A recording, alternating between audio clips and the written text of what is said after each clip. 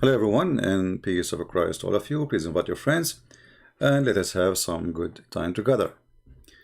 As usual, we start with we have our topic, and our topic is clear from the title. The Muslims are working hard to clear, or let us say to clean all the dump or the dumb stuff or the stupid things Muhammad and supposedly Allah he said to him. Very embarrassing religion for those who follow it. So they decide to make a meeting, and in this meeting, let us try to clean all the garbage we have in our books. So Erdogan, he worked in that direction, and he made already many conference for Muslim scholars. And the purpose of that conference is more than one thing. He's trying to make himself as a leader who he can gather the Muslims in Turkey and make the Turkey as a capital for the Muslims, not Mecca or Saudi Arabia or even Egypt. They are competing about authority, because as we know, Islam is nothing but politics and garbage of politics. However, in their conference, they try their best to come to an agreement how we can clean all the garbage we have in our books. From Sahih al-Bukhari to Sahih Muslim to all the madness and the stupid things. And after discussing for long discussion, they found out that this is a mission impossible. Because if they take off all stupid things, simply nothing is left. And my Paltalk is open. In case a Muslim he wanna can prove to me that there is nothing is stupid. I mean, let us make it this way. I challenge you to find me something in your religion is not stupid. Until we see some Muslims trying to contact us.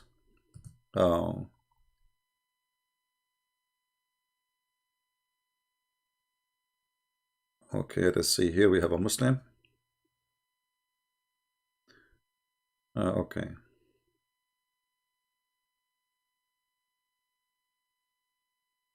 All right.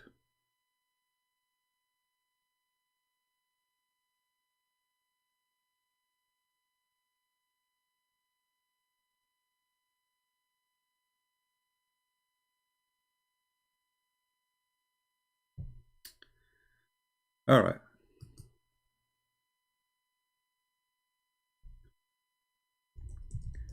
If you are a person who call me and you don't like to be in YouTube, then don't call me, because my videos don't stay in my channel. So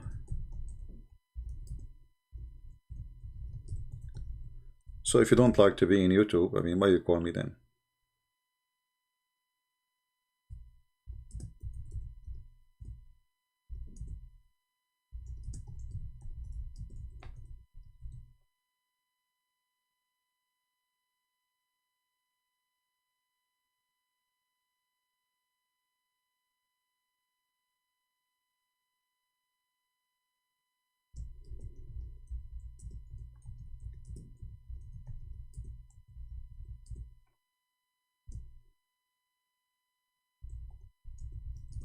Let us see, I'm just answering somebody here.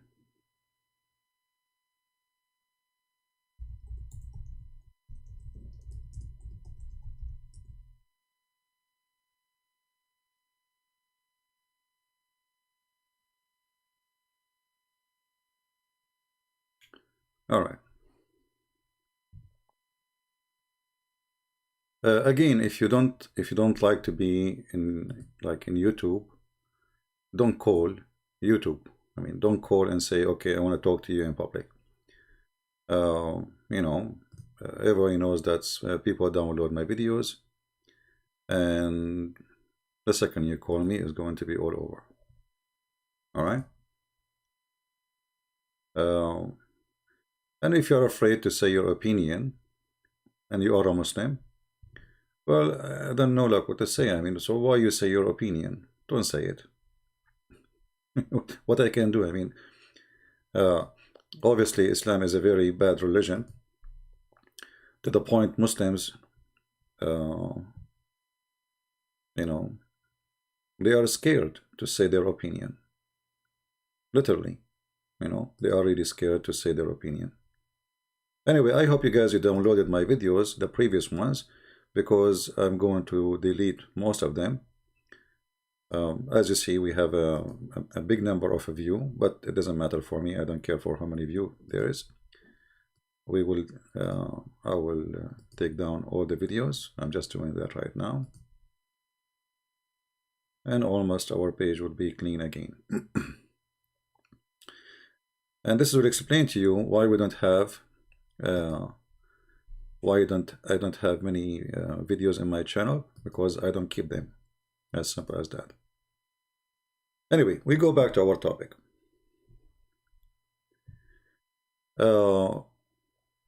If we go to the comment section, we will find this. A Muslim, his name Adil. Adil, he said that Jesus said many things, and supposedly he's trying to prove to you that Jesus is not God. But here you see how stupid the argument, it cannot be done by someone have little intelligence. I don't know, next time don't quote Matthew 8:21. Look what you did. Look what you just said. And this is Matthew 8:21. I mean, are you? I don't know what to say. When a Muslim, he quote for you something. When a Muslim, he quote for you something. First of all, don't take what the Muslims say to you. Never. Muslims do not even know how to quote their own Bible, their own Quran. So how they can quote for us our own book? They don't know what they are quoting. They are copy paste from each other, and because of the nature of this cult, there is no dignity, and there is no honesty, and there is no truth in whatever they say. So if we go and see what he is quoting to you in the comment, which he says it is 8:21, we will find that this ignorant, he is quoting 7:21. And by quoting that verse, he just proved that Jesus is God. Now he better go into the Muslim website and tell them you are an idiot. Not everyone says to me, Lord, Lord, shall enter the kingdom of the heaven, but he who does the will of my Father which is in heaven. But you just showed me a verse saying Jesus is God, because he is saying not everyone says to me, God, God. Which means there is many of those who say to me, God, God, they will go to heaven. But not all of them. So you are trying to prove to us that Jesus is not God, but you quote for me a verse saying, Jesus saying, I am God. When I say, not everyone says to me, let us say, you are the Savior. Not everyone says to me, you are the Savior. That's mean, all of them they say, and they agree, I am the Savior. And then, some of them will not go to heaven, which means many they will go, and many they will not. Why? Because many they are decent, they say and they do what they say, and many they are not decent, they say things and they do something else. So the verse from the beginning of your comment, even though you are quoting it wrong, because you are just a silly Abdul, that verse alone is reason to believe that Jesus saying clearly that he is God. So when you start next time making a comment, trying to prove to us that Jesus is not God, I advise you not to choose 7:21. You are an idiot, because he is saying not everyone says to me, God, God, which means many they will, go to heaven. In the same time, they start quoting, and they quote like Jesus says, okay, this is the cup which I don't really want it, but that your will be done. But in the same time, Jesus said, nobody take myself from me. I lay down myself. And Jesus, he said, and just to make it short for all those Abdul who they are desperate, you see, the Bible is a book. It's not a phrase, it's not a sentence, it's a book. So you can go around and say, Jesus say he sent me, the one who sent me, the one who sent me, the one who sent me, as he keep saying. Like when he quote John 5:19, why you skip from 5:19 all the way to 5:30? What happened between them? Because if we read what between them, we will see that you are stupid. At the same time, if I say to you, the Son can do nothing, but you just say that he is the Son. He just said he is the Son of God. And he is saying to them, the one you see in the front of you in the flesh, it's not the man who is doing this. This is God. This is God in the flesh is doing. If you see my judgment, this is the judgment is given to me. If we go to John chapter, you see he's quoting from John, like many verses from John, just to show you how stupid this idiot is. And I insist to use the word stupid, because there is two kinds of stupidity. There is evil one, and there's a naive one. Naive one is not evil. He is just stupid. I mean, he's ignorant. He don't know what he's saying. Those are trained. Because there is no way that he did not read the verses before it and the verses after it. I mean, like what? You open the Bible, you find that's John chapter 5, and then you find verse number 13 in front of you, and that's it? You did not see before it, you did not see after it? Is it possible that this guy, he saw John 11:29, but he did not see the John 11:28, 27, 26? Is it possible? But just to show you how stupid everything you are trying to prove to us, he just said, my Father, you idiot. So if this will confirm that Jesus is not God, that is because of your stupidity. Because if he is the Son and his Father is God, that means the Son is the same as the Father. Okay. But just to show you an example, if we go right now, when we take any of those chapters he is quoting for us, you will see right away that the Muslims will regret. Like, he quote for us, chapter 7:21, not 8:21. But here we go. We just showed you that Jesus saying clearly that not everyone worship me. Not everyone says God to me. He will go to heaven. That means you have to worship me to go to heaven.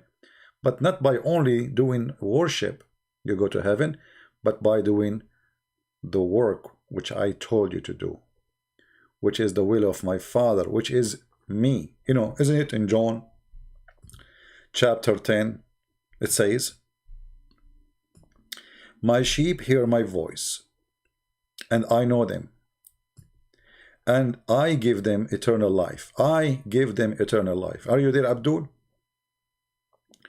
You see, you are quoting the book of John. This is the book of John. Who is the one who gave eternal life? Jesus. And they shall never perish, neither shall anyone snatch them out of my hand. How you can do that? I mean, if Jesus is just a man, who are you? My Father, who has given them to me. Okay, now he will say, see, the Father giving to them, but this is the Father giving the Son. God the Father is giving God the Son, is greater than all, and no one is able to snatch them out of my Father's hand. I and my Father are one. So he said in the beginning, he says, from my hand, and then he said, from my Father's hand, you cannot snatch them out from my hand. Read carefully. Neither shall anyone snatch them out of my hand. This is the hand of Jesus. Okay? No one can do that.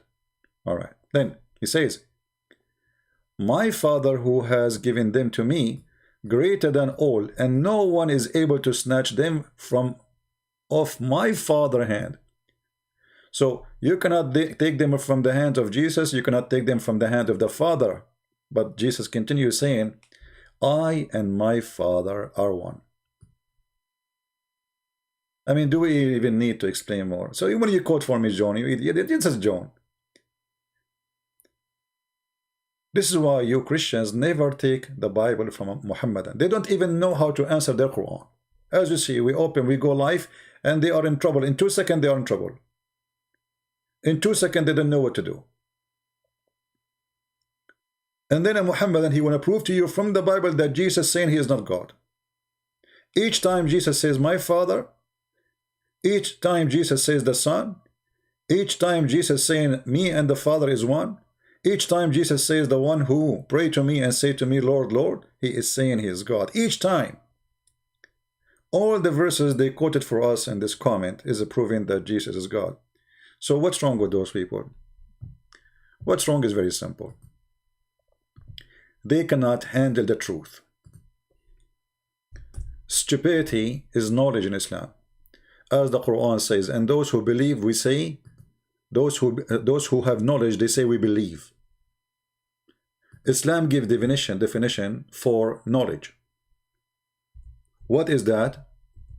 Is to say we believe, not we understand. When the Quran says, this is a book nobody knows what it means save Allah, in chapter 3 verse number 7, and those who have knowledge, they say we believe. Well, how they have knowledge if nobody knows save Allah? What kind of knowledge we are talking about?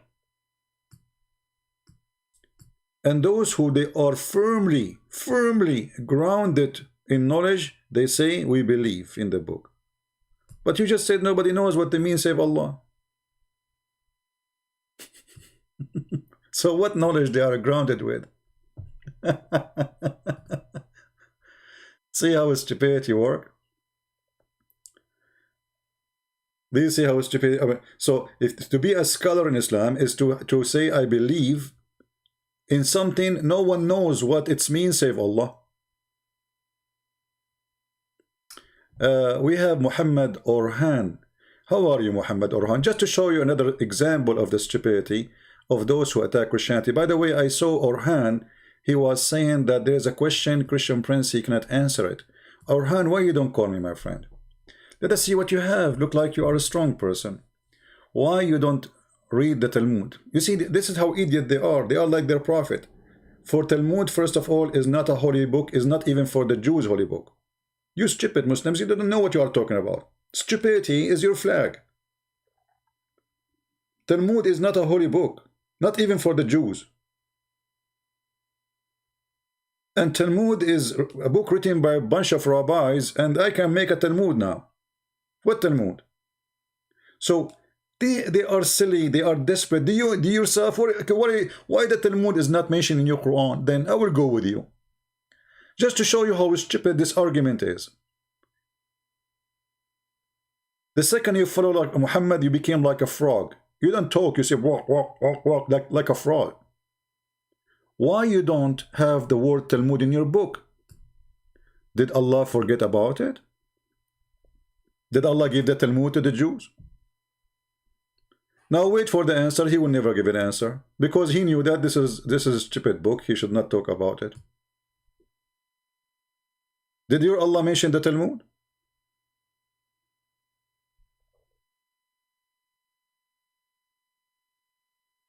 Are you there?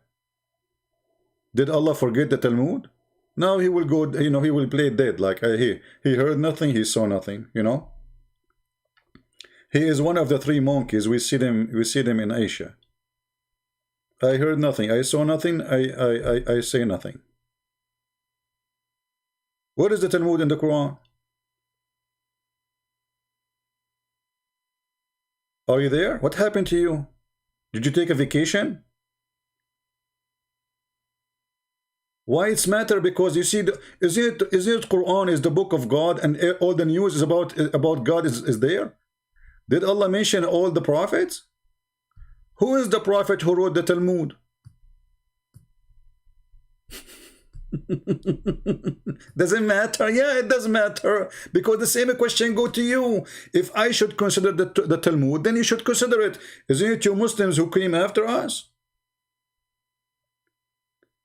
Talking about came after us, just to show you the stupidity. The stupidity in Islam is inherited from the God first, which is Muhammad. I just mentioned, isn't it you who came after us?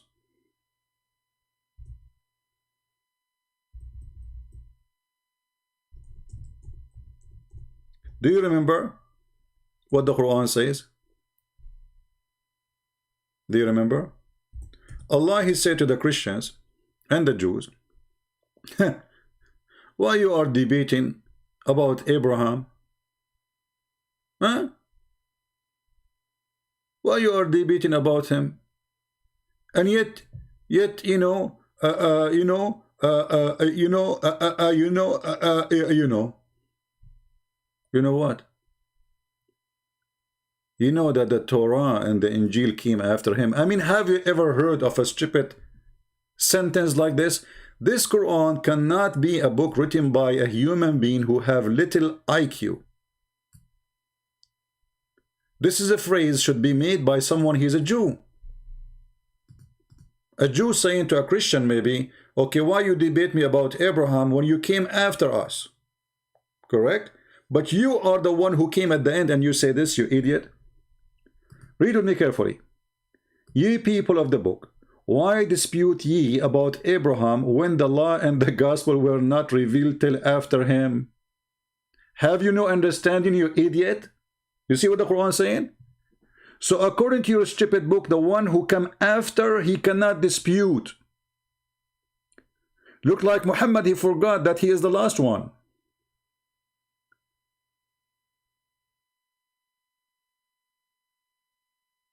I want to know how in the world Muhammad he says such a statement. How in the world that this is a book of God? If Muhammad is the last one, how you say to the Jews, how you are debating about Abraham when you came after him? Huh? Well, you are the last one. What an idiot. I mean, this guy, obviously, he is under the influence of hashish. This is hashish talk.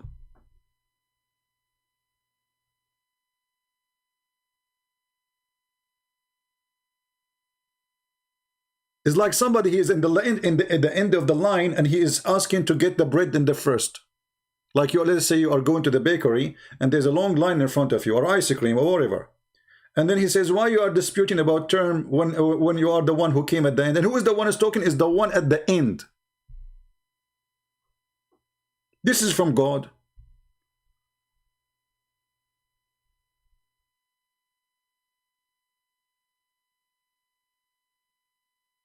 This is why Erdogan, he try his best to clean the junk of Allah. This is junk. But you know, you cannot touch it. That's it. It's too late. You see, you Muslim, you should. By the way, the junk cleaning, they started long time ago when they wrote the book of Hadith. That was a junk clearance supposedly. Like this is why they have a book. It's called Al-Bukhari, Sahih Al-Bukhari. What does that mean? It means there's a lot of junk. We get rid of it, which means there's disasters there. There is disasters. So the junk we have now is after filtration. Imagine the stupidity we have right now in the books of Islam is after filtration. So how it was before filtration?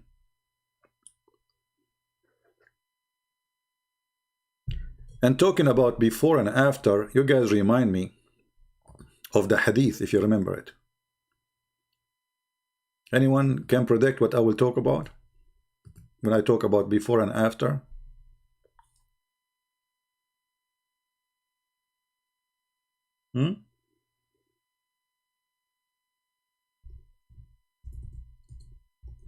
Before and after.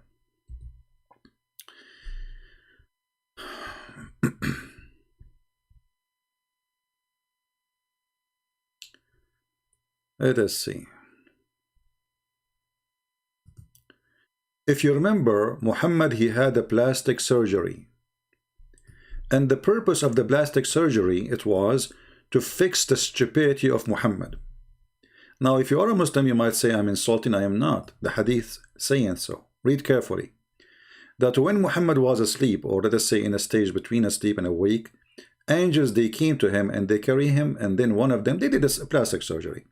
They took him beside Zamzam water, and one of them, he took a charge on him Jibril cut open the part of his body between his throat all the way to down to his testicles, not to his chest. And then he cleaned, and this is what the people here, they like it when I say it in English because I say it wrong. Abdomen. Okay, are you abundant? I should say it different way. Maybe. Let us say it in different wrong way. Abdomen. Are you happy now? And then washed it with Zamzam water, with his hand till it's clean inside his body, and then a golden tray. Golden tray. I mean, come on. You want the angel to bring things for Muhammad, have to do with Muhammad is not made in gold. It have to be golden tray. Okay. And gold bowl. Man, this is gold bowl. Full of belief. Jibril, he brought a dish full of belief. Have you ever heard of a stupid prophet more than this? That there is a person, his name is Muhammad. He needed a plastic surgery. Obviously, Muhammad, he is short in belief, so we have to stuff him with belief. Put more belief, please. Okay, you know, can you open the trunk of your car, please? Because I think we need to change the oil. You know, the oil is not enough there. We have to change your oil, or your oil level is not good, and the radiator for the water in the radiator is leaking. Why Muhammad was leaking belief? So we need to put more belief. So a dish of belief and wisdom. And what is killing me that he needed a dish of wisdom? Why? He was a donkey? I mean, have you ever heard of such a religion that there is a guy, his name is Muhammad, he is a prophet of Allah, Allah he chose him, Allah after he chose him, he found that Muhammad is a stupid, so we need to fix him. He sent his angels, they took him in the side of the road, they cut his chest, they open his chest and they start washing it. My friend, I make fun of your prophet. What you can do about it? Your prophet is an enemy of humanity.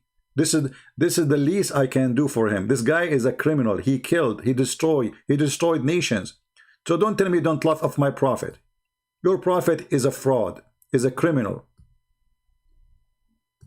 And instead of saying to me don't laugh about my prophet, what about you refute me? And then nobody will laugh about your prophet. But obviously, because you know that this is really stupid and this is insulting. The story in front of you, which is taught by Muhammad, is a stupid story. And this is why you are ashamed of it. How in the world, you Muslims, you accept a story told by Muhammad like this? That means Muhammad is admitting that he is stupid and he needed plastic surgery to fix his stupidity. Why in the world I want to do a plastic surgery for your wisdom, unless you have none? You tell me.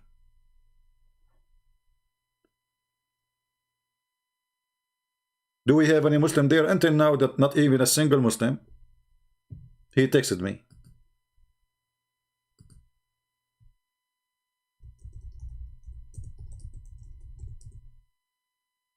Any Muslim? And you know, additional to that, there's many issues with this story.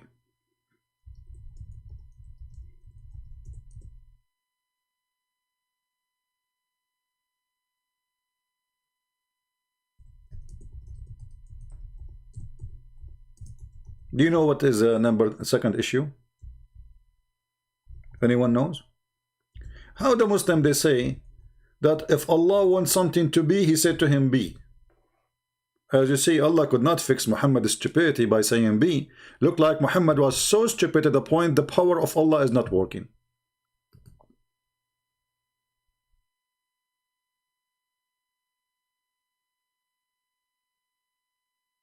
I am God. My name is Allah. I say be is going to be. And then when it's come to Muhammad, I cannot fix him. If we ask Zakir Naik about this issue, what Zakir Naik will say? But then the person name Christian Prince, and he say a lot of stupidity of the Prophet.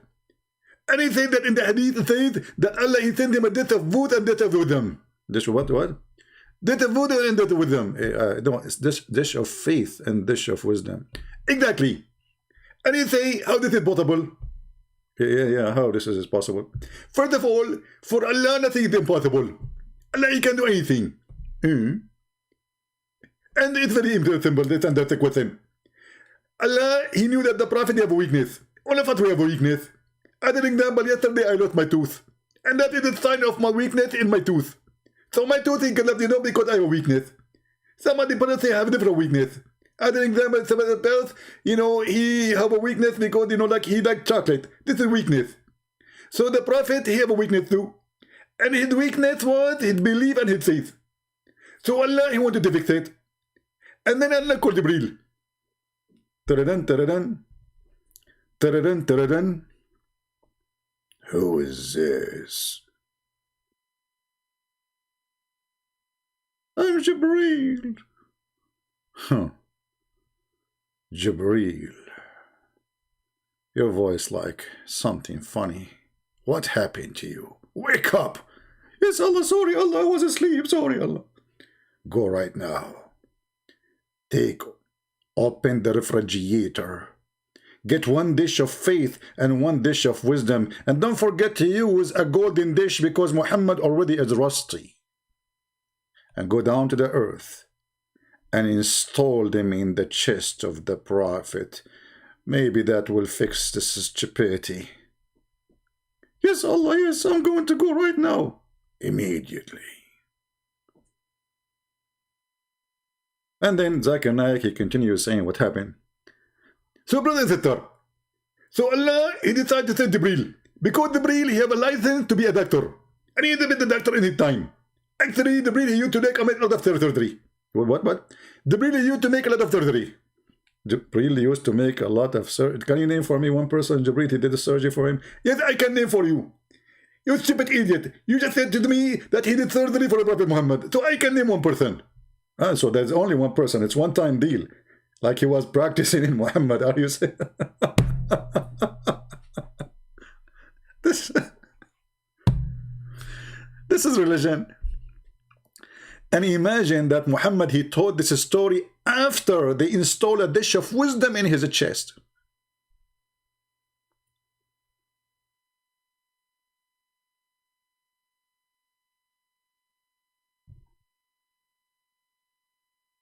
Muhammad, remember, he told this story after he got, now he's smarter, because remember, this is a story he told after he got the dish of wisdom. He's wise now.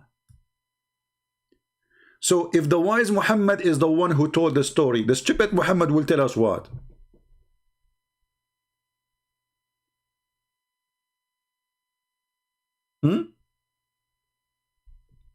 If this is the wise Muhammad,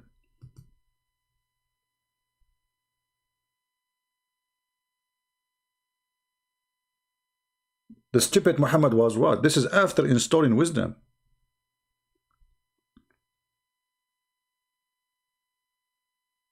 Do we have any Muhammadan?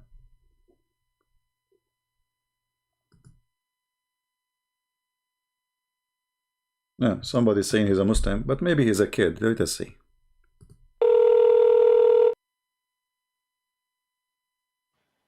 Hello, can you hear me? Yes, my friend, you are live on air. You're a Muslim? Yes. All right. Can you like Alright, what it does mean to say you are a Muslim? What does that mean? it's just my sort of family thing, I guess. It's what? I guess you could call me an agnostic theist if you really wanted to like be specific. No, are you a But Muslim or not? Muslim, yes, So what agnostic theist, what does that mean?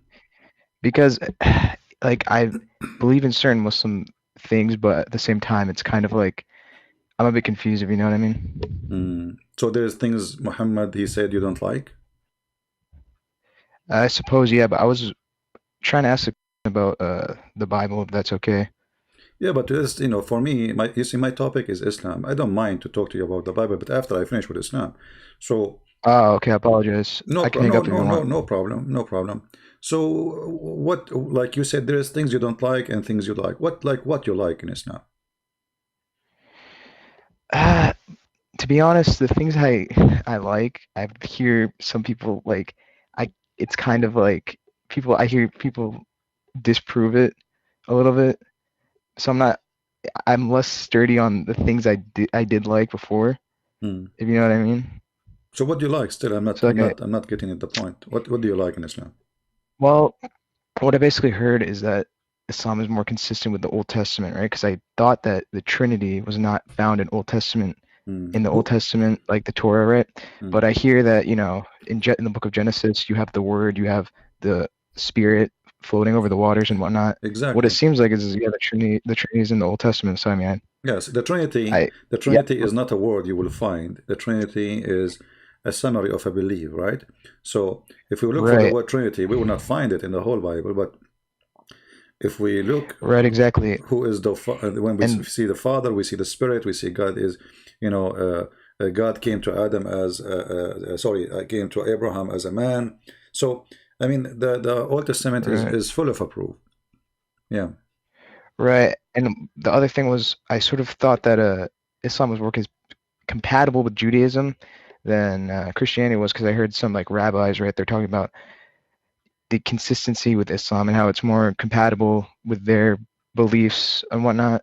But I hear the sort of deconstruction of that viewpoint I had was I hear other rabbis talking, and I hear, if you know who Dr. Michael Brown is, I've heard his point of view on it. Mm. So it's sort of like even hear even rabbis talking about the Trinity and whatnot, if you know what I mean. Mm.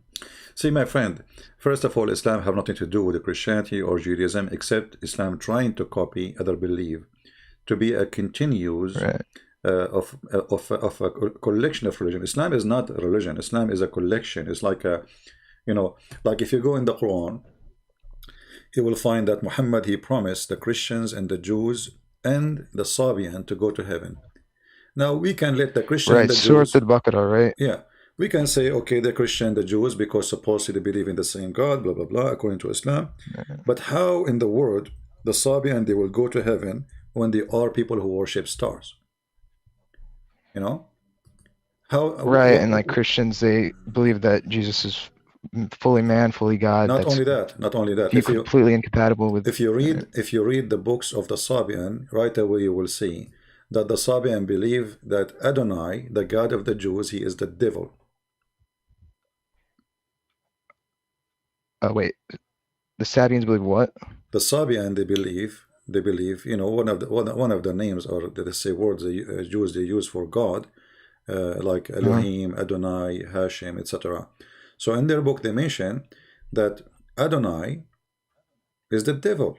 Their God Adonai, he ordered them to do circumcision, for they are following the devil. right. So the Yeah, that Sabian, seems inconsistent. the Sabian, they are the enemy of the God of the Jews. All right. So Right. how three of us became one suddenly? Yeah, right. You It know. doesn't really. Yeah, that's the thing that doesn't make sense. That how could Christians go to heaven in an Islamic viewpoint if they believe in a viewpoint that is I completely remember contradictory with the Quran? I remember Muhammad is speaking in his time. This is not about like previous Christian. They might say, oh, he's talking about previous. No, it says Inna ladina amanu. Those who believe. Read it. This is a Muslim translation. Those who Mhm. believe now in the Quran, and those who follow the Jewish scriptures, and those who they are Christians, and those who they are Sabian, they are, they have no problem. They will go to heaven. Okay, how that can be? Right. No. Yeah. Right. So, my friend, I mean, why you still call yourself a Muslim? So you should denounce Islam and say Islam is false. I mean, things like that, they require a lot of research, because I still need to do a comprehensive study of the Quran and whatnot, because a lot of what I've heard is from, people like, David Wood and whatnot. So it's not like it's not an easy thing to do, if you know what I mean. Why not easy? I mean, you are smart or you are not smart. Do you have a brain or do you don't have a brain? I'm not smart. I'm not smart. I don't, I don't think so. I think God, he gave everybody a gift, but sometimes people, they make it rust. You want to keep your brain in rust? Right. But it's also some things about Christianity that I just don't understand, right? My Because friend, let us focus first on Islam. Why you keep saying you are a Muslim when you are just with me making fun of the Quran. I just it's by heard you. default. It's What what I mean, default? I mean, it's what just by default, my default. friend? It's No, by default. no, that's not default. So your family are Muslims and you are born as a Muslim, so now you believe that this is by default. This is not true. I'm not going to follow my parents just because they're my parents, but what if they are worshiping Satan? What if they are evil? What if they are, you know? So we should not do that. Right, exactly. And already you already made your own comments about negative comment about the Quran and the teaching of the Quran. So why you call yourself a Muslim when you are making fun of the Quran? Again, I'm ignorant. I have no idea. Islam could be like the best thing ever, and maybe I just not heard of. Maybe I didn't read like the far into it enough, My because friend, how Islam I is the haven't been best studying for. I haven't. listen. I'm not saying that it is. I'm not saying that it is. I'm saying I'm ignorant, right? I haven't studied far My enough friend, yet, stop so saying I you are actually have no ignorant, my idea. friend. You just said, you just made fun of them. You just made fun of the Quran. So obviously you are overcome the ignorance of Islam. So you are yourself, you said that make sense, and that doesn't make sense, and that doesn't make sense. So whatever you call yourself as ignorant, all of us, we have some form of ignorance. I am ignorant in English. I don't, some words I don't know how to pronounce them, but that will not hurt me, And Right. for you already, you made comments saying clearly that. Oh yeah. Okay, but there's another thing actually. There's another thing, right? Mm, So the thing is, I see a lot of Christian apologists, right? mm, They interpret the Quran through the lens of, right, the Hadith, right? Of course. I mean, but the thing is that there are certain. Have you looked into specifically other sects of Islam, or just you mostly focus on Sunni, right? No, for me, I study all of it. Doesn't matter because Oh, Sunni you've is, even studied Shia. You've even studied Shia, right? yeah. This doesn't matter. All of them, they are the same madness. Yeah, I haven't looked into the Shia tradition, My friend, don't waste your right? time with Shia and Sunni. We don't care really Shia or Sunni. This is Quran in front of us. This is the book for both, and the Quran is a stupid book. Right, but The what Shia, lens? and What if lens if do you you? if you think that the Shia don't approve what the Sunni have, you are mistaken. They approve most of it. The only problem with the Shia and the Sunni, when it's come to the family of Muhammad, mostly anything have to do with Mm. Muhammad and his family, that they No, it's disagree not. about. It's not just that. It's definitely not just that, though. They have a whole Hadith collection. They have a lot of different things. No. You see, Like, they quote Al-Bukhari, they quote Sahih Muslim, they quote At-Tirmidhi, oh, they quote. I'm not sure about that. I'm not No, sure about I'm that. very sure, my friend. I've not. I'm very sure. I can show you from every Islamic I think. Shia Well, I've book. only heard them from what I've heard. They only really quote it when it's sort of supporting their My viewpoint. friend, If it says something like, my friend, a- do you think like a lot of do the you know about Islam more than me? no, Okay, so let us not to you waste. definitely know more. Okay, so let us not to waste time. Shia and Sunni, they have different books, yes, but both of them they quote each other to get each other busted, and at the same time they approve what they Yeah. wish. They approve what they Okay, I wish. 100%. I No, 100% they agree on that. approve, and by doing that, they approve. Like now a Muslim, he quote for me the Bible, right? He says to me, Jesus said, Lord, Lord. Not everyone says, Lord, Lord. So Yeah, I by saw that. quoting this, you are proving it to prove me wrong, right? But you approve that Jesus is God by quoting that verse. The Shia is different. The Right. Shia, they quote it and they accept it. They accept it. Like as an example, they want to believe, they want to say that Ali is the best. So they quote from Sahih Bukhari and they say, this is true. This is it, correct hadith. Yeah, I've seen that. So they I've don't seen that reject before. all Sahih Bukhari. They don't reject all of Sahih Muslim. They, they pick up their let us say, filtration system, and they use it. Hmm. And whatever good for them, they take it. Anything they don't like it, they throw it away. However, Shia Yeah. and Sunni, both of them, they worship the same God. They have the same stupid teaching, but both of them, they have, let us say, different fantasy stories. As an example, Ali, he was in India and he was in Baghdad, he was in Iraq in the same time. He's Yeah. everywhere. The family of Muhammad, they are created from the light of Allah. Why? Because the Quran, they have different interpretation for the Quran too. Like when the Quran says that Muhammad is a siraj, as an example, siraj, which means a lamp. So they say Allah here, he's saying that Muhammad is light for the world, and his family, all of them, they are made of light, and they believe that there used to be 5 Ahlul stars. Bayt, right? Correct.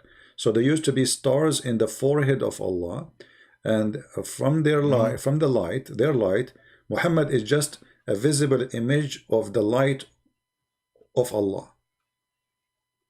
So he is a light, made of light, and they use this verse, chapter 33, verse number 46, to prove it. And you can go open right now the Islamic interpretation of the Shia for this verse. All right? And Wait, now, so which surah is it again? chapter 33, verse number 46. And they basically say Imam Ali is a light. No, they say Muhammad. Yeah, all of them they are light. And Muhammad, Ali, Oh, Muhammad is, Fatima, and their children, all of them they are light. right. Yeah, so they are not a human It like doesn't really. us. I'm not sure if it actually says that Even though. the Shia, no, you know, I'm sure, and the Shia, they say that before Allah, when Allah He created, this is the long time ago. Allah He created Muhammad, and then He sent him in a ship of knowledge to learn, and then in his way, in his trip, he sweat 124,000 sweat, or a drop of sweat, and from every sweat Allah created a prophet. All right, so those are Shia books. All right, yeah. Wait, which one? Kitab al-Kafi or? All of them. You can find those stories all over. Those stories repeated in many books. You know, you Yeah, can go to the Shia I library. haven't done enough research on that though. Anyway, my friend, I'm not here to discuss with you really. I mean, let us focus in you. All right, apologies. Why you call yourself a Muslim still? I mean, it's funny, it's stupid, it's dummy religion. Are you stupid? Are you dummy? Are you funny? Why you wanna consider yourself a Muslim?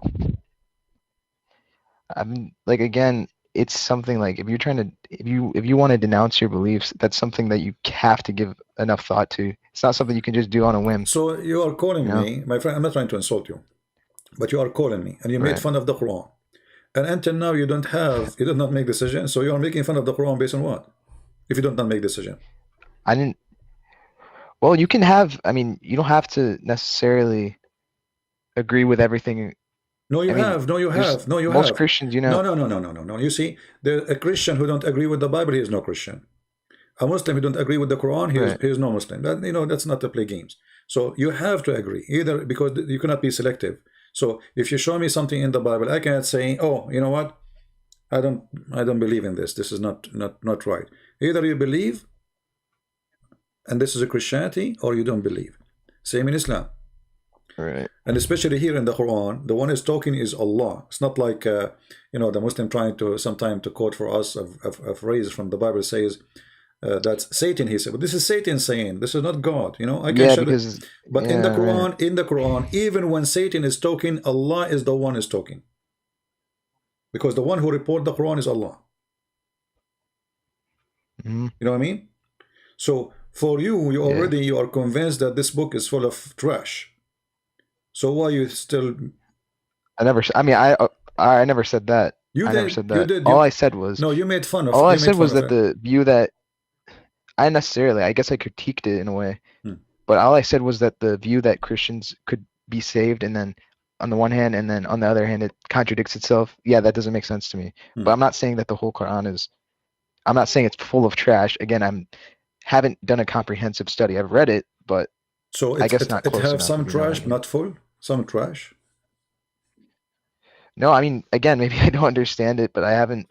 Okay, let's make it clear. It's not like I haven't. I've not given it enough thought. Stop telling me I don't document it. I'm not too comprehensive. You did. You just told me you searched about the Trinity. You found there's a spirit. You found that God has a spirit. You say you found that mentioned in the Old Testament. So you did. Same time, we showed you. I showed you the second verse about the Serbian, and you agree. I mean, this is kind of doesn't make sense, right? You agreed. So you already agreed that the Quran have things doesn't make sense. So do you agree with the Quran, or you don't agree? All I'm going to say here is that I don't agree with that specific verse. But you cannot, my friend. If I find more things I disagree with, we just agreed, me and you, that this is impossible. Either you agree with the book or you don't agree. If one verse you decide to throw it away, that means you throw the whole book. Yeah, I guess you're right. Okay, so now you are out of Islam. Well, again, there could be something I'm missing, but if it does turn out to be false, yeah, of course I would. I have what? But I don't want to okay. All I want to say is that it's in order to denounce a belief. It's not something easy to do. It's, if you know what I mean. No, I do not know what. Because there's still, I'm still. You know, I will tell you something. I ate a chicken, and then the chicken is causing me poisoning. So what I do, I throw it out. I throw up. Have you ever heard of something called to throw up? Okay. So it was delicious food when I ate it, and then when it entered my stomach, it caused poison. And then my body Yeah. automatically reject that food, which is food, is not really, it's just still food. Still, my stomach refuse it. So, do you have a stomach to swallow this garbage? I mean, look, the same chapter we are reading about Muhammad is being lied. This lied, Allah, He gave him a promise saying to him that any woman she want to give herself to the Mm. Prophet so the Prophet can have sex with her. What does have to do with God? Think about it. You are a I have no prophet. idea. Okay, so obviously this man, he's making his own Quran, making Quran just to, yesterday, I don't know if you were watching, an Arab guy, a Muslim guy, I think he's from Saudi Arabia. I asked him the same question. I showed him the hadith where Aisha, she get jealous, and she said to him, oh, I see that your God, he rushed into your desire, Muhammad. So Aisha, she felt like this guy, obviously, he's a scam. He is making verses just for sex. I mean, this guy already had many wives. Why Allah he need to send him a verses saying any woman she want to give herself to the Prophet so he can do boom boom with her? What does have to do with God? Muhammad he sent to tell people about God. Okay, we got that. Muhammad is a prophet. He sent to be light for mankind. We got that. What the light for mankind have to do with sleeping with my wife? I don't know. No, come on, man. You are smart. I mean, you are not a fool.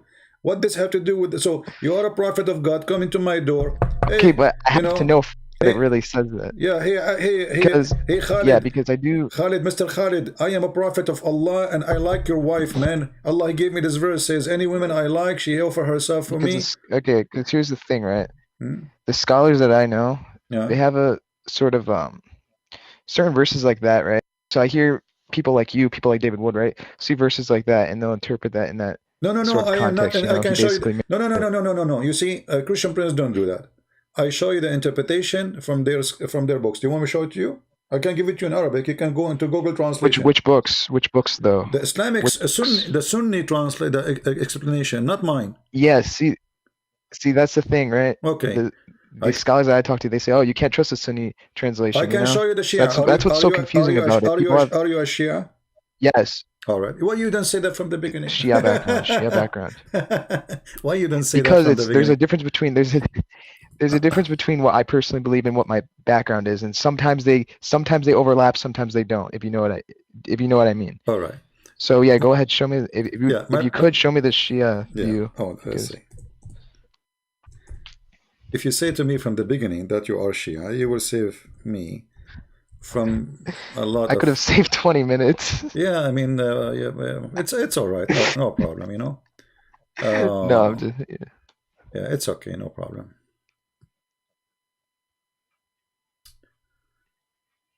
All right.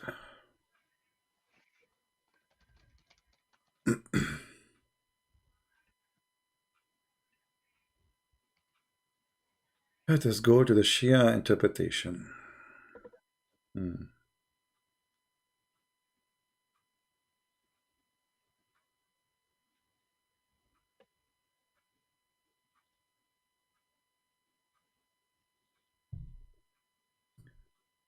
I'm just looking for an official. Wow, your live chat's really nice. Your live chat's really complimenting me. Well, Oh, okay. There we go. They're actually. I'm not even joking. They're actually people complimenting me. Don't look about what people say, because sometimes people, No, there's some nice people. I will tell you about compliment. It doesn't mean that it's good sometimes, even if it sounds good. My mom, she think my mom, she think I'm the most handsome guy in the town, but she's my mother. All right. Right. Yeah, I am trying to open the Shia website. It's not opening. There's a Shia library website. This is very well known. For some reason, it says you cannot reach.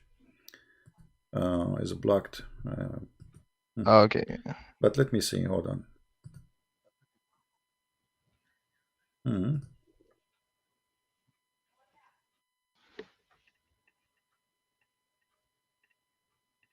All right. Tafsir al-Mizan? No, I have no idea. All I know is I know about Kitab al-Kafi, and I know about yeah, that's about it actually. Yeah, but it's a trusted Shia tafsir, this is right? old. Yeah, this is they trust them. Wait, could you say it again? Al-Mizan, which means the scale. Al-Mizan. Tafsir al-Mizan. Yeah, okay, let's see. And it's trusted by most Sunni, I mean Shia schools of thought, right? Yeah, but you see, I'm trying to, Okay. because I wanted to go to Shia library, but it's not working. Let us see here. This is Bihar al-Anwar. This is better. Okay, it says. Okay, this is. I will put it for you on screen. I will give the link in the chat. All right. So you can Sure, yeah, go ahead. you can click and you can. I don't know if you speak Arabic. Do you speak Arabic? A little bit, but I'm not very good at it. But All I right. know No, a bit more than like a no problem. complete beginner. No problem. You can use Google Translation. I just post the link for you. All right. So here, this is Biharul Anwar. You know, it says Oh, here. Bahara Anwar. Yeah, I know about that one. Yeah. Okay. They are saying here. They meant the women of Quraysh and his cousin and the cousin of the cousin, blah blah blah blah, etc. And women they immigrate with him, which means Muhammad he can sleep with them. Then he says, وَإِمْرَأَ مُؤْمِنَةً وَهَبَتْ نَفْسَهَا لِلنَّبِيِّ أي. So, which mean they are saying, which mean we made for you any woman who do you believe in the oneness of Allah, and she offer herself to you without dowry. And a woman, she is not believer, she is not lawful. If the Prophet he wanted to have sex with her, يستنكحها, which mean this is the second part of the verse in the Quran, that this is will be functional, or the mark of it, that the Prophet having sex with the women if he wish, which mean if he have a desire. And then it says here, you see it says خالصة لك من دون المؤمنين. So they are quoting sentence by sentence and they give explanation. And then it says, which is a privilege only for you, not for the rest of the Muslims. All right. Now, this is the Shia. Right. Okay. Why Allah want to make a privilege for the Prophet about women they offer themselves? This is Shia now. What do you think? What does this have to do with God? Yeah, nothing. Shouldn't be giving special privileges. And why this prophet he have a privilege about sex and about money? I mean, he should be actually, Jesus, he washed the feet of his disciples, and when they refuse, they said, what are you doing? You are our Lord. He said, if you don't let me do it, you don't belong to me. I don't know you. So the privilege of Jesus, I want to wash your feet. The privilege of Muhammad, I want to sleep with your wife. You see the difference? Yeah.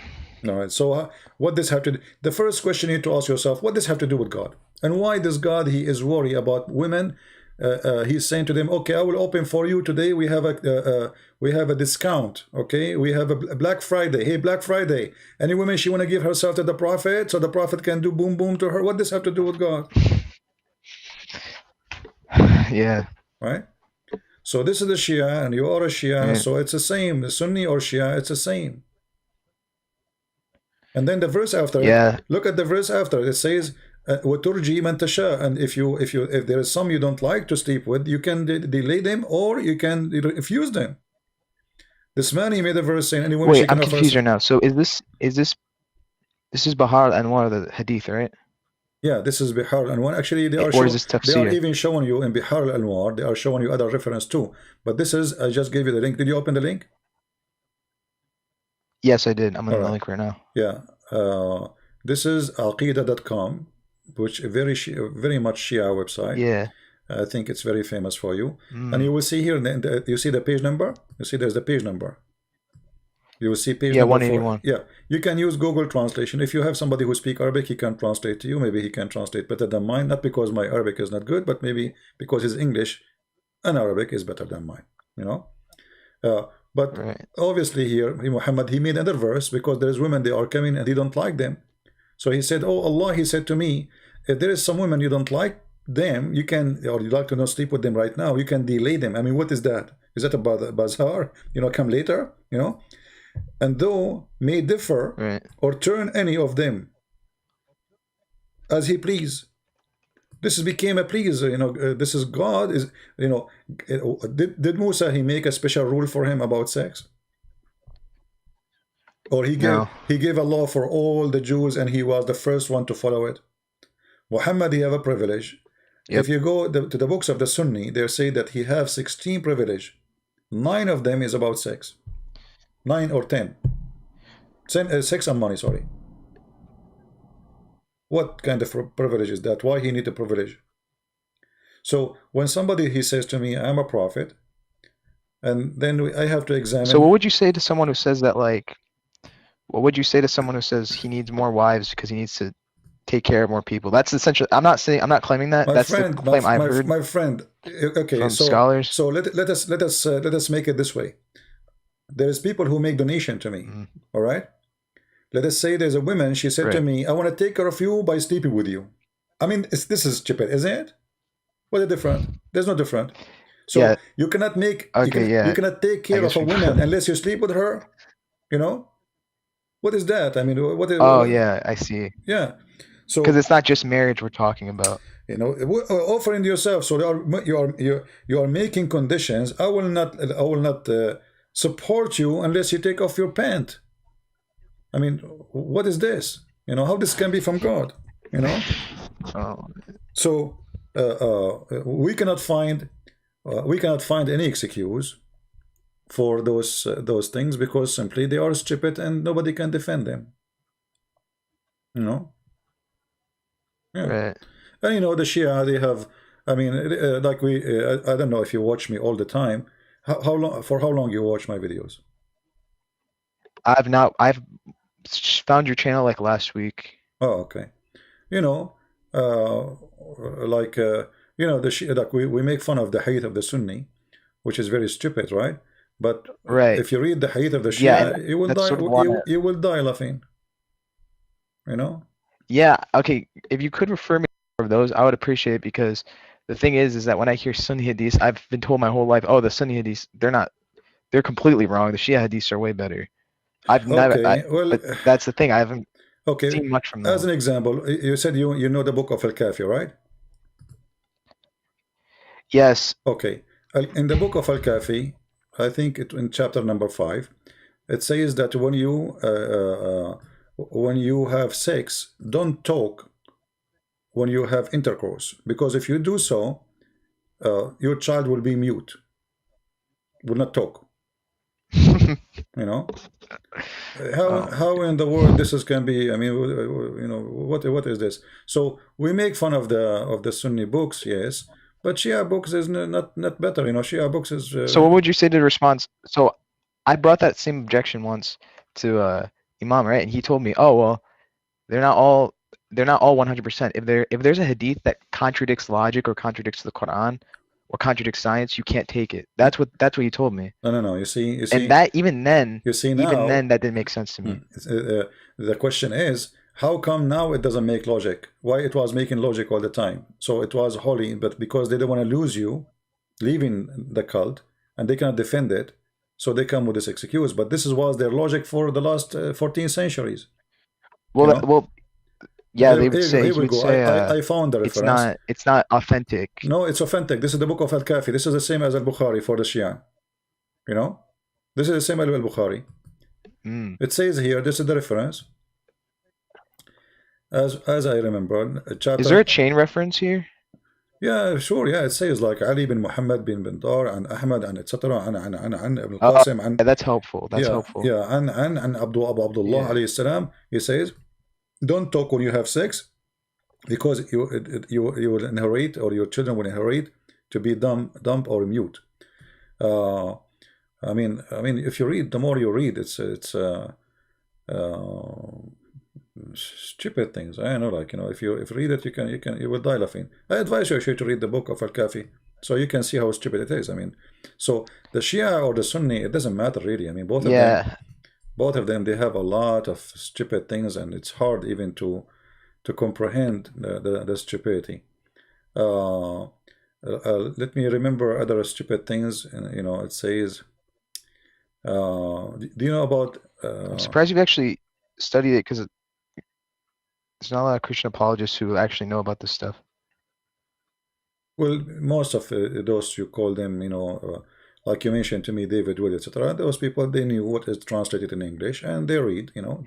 But Yeah, all the because Islamic it's the books, most. maybe 99% is still in Arabic, not in English. Uh, Yeah, let right. us see some of the books of the Shia.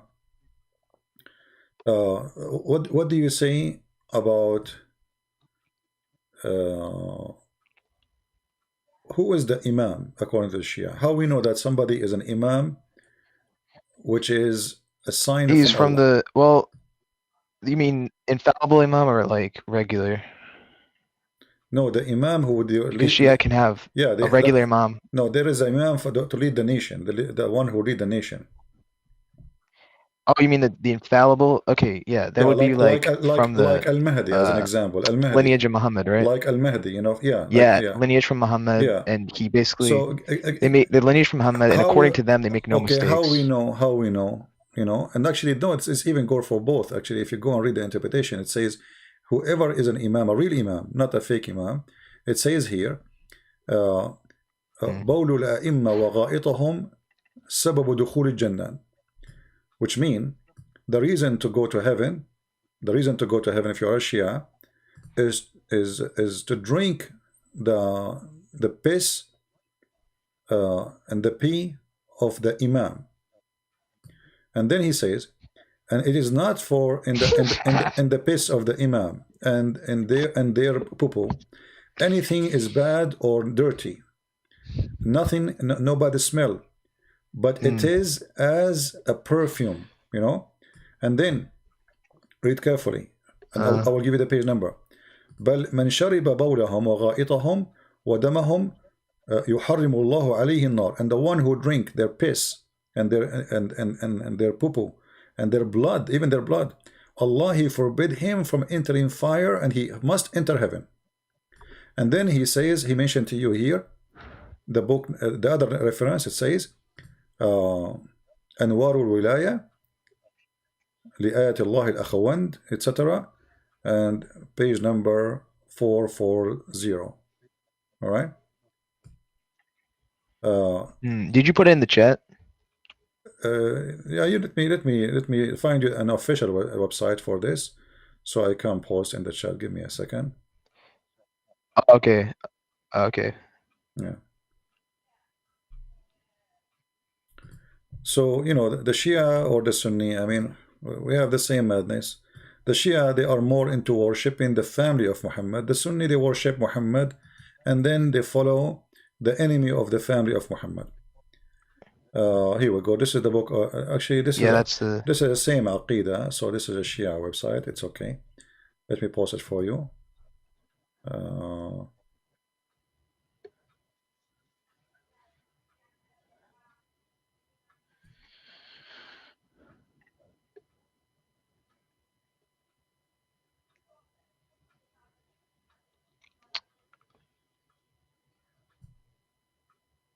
All right, here we go.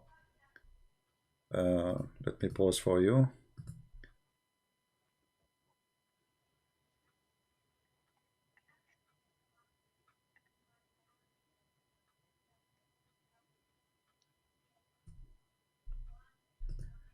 All right, here we go.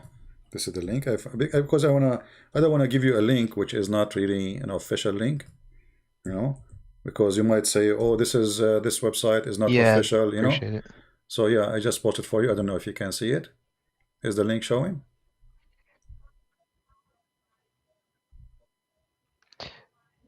Yeah. Oh, people, they are. Okay, so this is Okay, people are saying no screen. Guys, easy, no screen. I will show you. I was looking for the person for the reference. Take it easy, take it easy. Here we go. They are screaming, saying there's no screen, no screen. Yeah, here we go.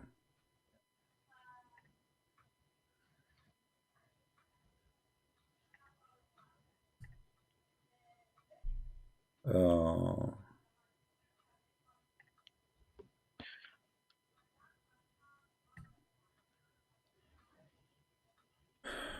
yeah, hold on.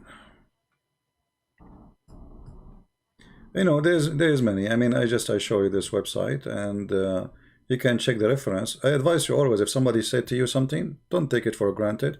Just, you know, go and see. Look at this hadith here.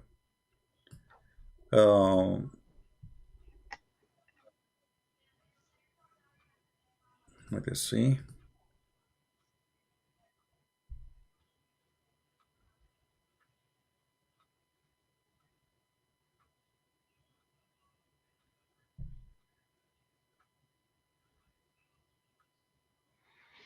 The issue is the Shia website, the one Shia library, is not working, which is the best website actually to show reference from. This is official, but look like they did not pay for hosting, so the website is down. Let us see here.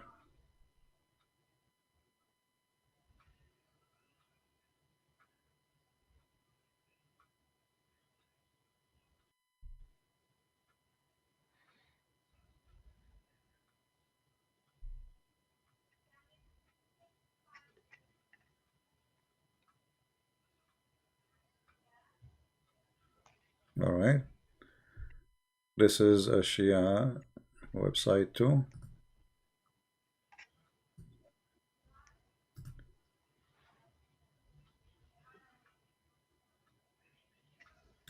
Let me show you this hadith. This is from the book of Al-Kilani. You see, for some reason, when I try to open Al-Kilani book, this is a Shia library, I click in it, it doesn't open. You see, I click, it's not opening. This is the best Shia website, shiaonlinelibrary.com.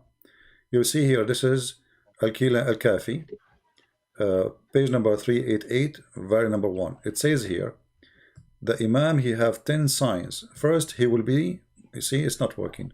It says the site cannot be reached when I click in it. So it's, and you're unlucky. I mean, yeah, the resources are scarce. What you can do is you can go on the, you could be able to go on the Internet Archive. I want the Shia website. I don't want. Maybe you'll find it there. I want. Okay, here. Okay, let us see this one. It says here, the Imam, he have 10 signs. Number 1, he will be born and he is circumcised. Okay. And if he fell in the ground, he fell in his ass. He will fall in his ass. Okay, you know. And no, he yeah. sorry, we're off to a bad start. I did not quote it. You know the rest. You know the rest. If he fell in his ass, what he will say? You know, right? No. Okay, so the Imam, if he is an Imam, truly an Imam. Oh, you highlighted it? No, yeah. If he fell in his ass, he will say Shahada right away. Like he fell in his ass right away. The second his ass touched the floor, he will say Shahada, and he will not have, if you have orgasm, he will not get dirty. You know, he's still clean. And his eyes sleep, but his heart never sleep. And he never do yawning, and he never stretch his body. And he can see from his back as he see in front of him. And ونجوه فساؤه وضراطه وغائطه, and his smell, his fart, his piss, his poo-poo is the smell like musk.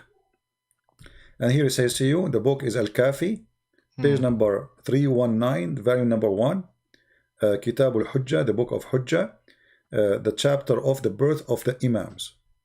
This is the Shia, you are Shia, you know. Yeah. Yeah. So, you know, like, and you will see right away, we were talking about the Shia, they quote the Sunni, you remember? You remember? So here, if you go down, you will see them. Sorry, wait, sorry, could you repeat that? You remember I told you that the Shia, they quote only what they like from the Sunni? Oh, right, yeah. So look here, they are trying, they are answering somebody a question, said, and it's mentioned in the books of the Sunnah, many hadith about drinking the piss of the Prophet. You know, by the companion, as an example, the mother of Ayman, and the mother of Yusuf, and etc. And then the Prophet, he says, the one who drink my piss, Allah will not, he will not, like the hellfire will not touch his stomach. So he's saying, well, if the Sunni, they believe in the same thing, why they are Well, laughing at at least that's us? one thing they agree on. You know, yeah. So the Sunni, they believe in the same thing, why they are laughing? You know, what is different is going to make if it's Muhammad or Ali? You know, you see the hypocrisy of the Sunni. The Sunni, they make fun of you as a Shia, that because you believe that the fart, Yeah. you know, the Sunni, they have hadith about the fart of Muhammad is like a mosque. Actually, when Muhammad he do poo, the earth swallow his poo. This is the Sunni. The Shia are the same, you know. So Shia and Sunni, the difference But between them, they apply that to the imams, right? yeah. And then the Shia and the Sunni, if something, let us say, fit with their propaganda, they would accept Shia hadith, you know. Like here they are Right. here they are quoting from for Yeah. them وقال الحافظ ابن حجر, so they are quoting for you from the Sunni books, etc., etc., etc., you know. So the Sunni, they have the Yeah. same stories, and he is saying to them, okay, is the Shia, because the one is asking questions, saying the Sunni, they are making fun of those hadith. What I will say to them, he say, hello, they have the same stories, let me show you. All right, yeah. Yeah. I see what you mean. Yeah. So Shia and Sunni, they are two faces of one coin. And that coin is called a stupid in the language of currency. You know? Right. So what do you think, my friend? You still want to be Shia? Sunni? Shia Muslim? I mean, I I mean, have to admit, not really if this is you know, see, legit. I think, I don't know your name, but I think I am an imam, because honestly, when I go to the bathroom, there's no smell. Alhamdulillah, you know. And once I fell in my ass and I said shahada, okay, and Yeah. I will tell you a secret which nobody knows. I was born circumcised. My mom, she said the cat bite it, but I don't believe her, you know. So I mean, this is the Shia Sunni, it's the same madness, same garbage. This is all, you know. But today, you know, Right. in this world today, Muslims, they don't want to face the truth, because the second he's standing in front of the mirror, he will see that he is a camel and his back doesn't look good. You know, they Right. attack others, but they cannot see. Like what you can say about Jesus, you know, what bad things you can say, nothing. But they attack us for No, you believing that can't. Jesus is God, but yet they are the one who worship them. I mean, we believe Jesus is God, but we don't say we're gonna drink his pee if you have any. You know what I mean? I mean, Yeah. we are the That's one who kind of weird. worship him, but we don't go like we don't go stupid and mad. So they are the one who say we don't worship men, yet they drink their piss, Yeah. right? Yeah. What kind of shoes you wear?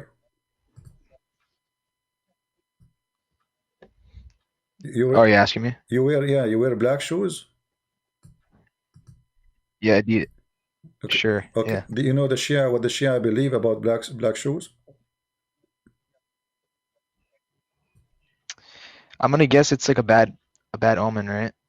Well, no, it causes a problem for, excuse my language, to your penis. If you wear black shoes, you will not be able to have sex.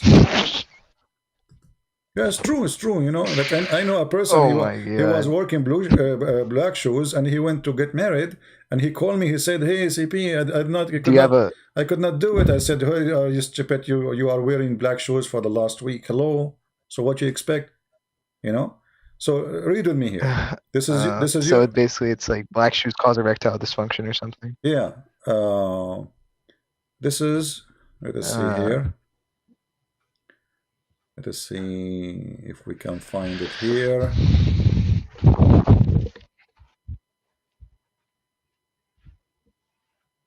I need to find it. Yeah, all those books actually they are full of superstition stories. So simply, if you wear yellow shoes, your private part will be functioning very good. You know, but if you wear black shoes, you are really in trouble. mm. Um, Let me see if I can Which find. source is this from again? Sorry, you probably. Yeah, yeah. Let me. I will give you the reference in a second. Give me a second.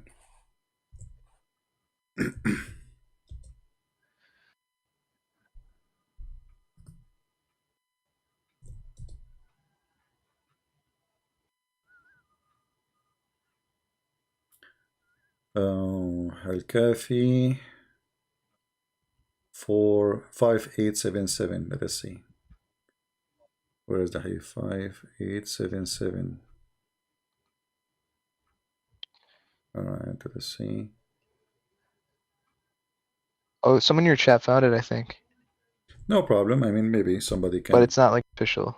Yeah, you know, I have it, but I want to. Yeah, but it's in like a form. I want to show it to you in official website, and you see, I'm trying, but look, I mean, it keeps saying to me there is a problem with the library, you know.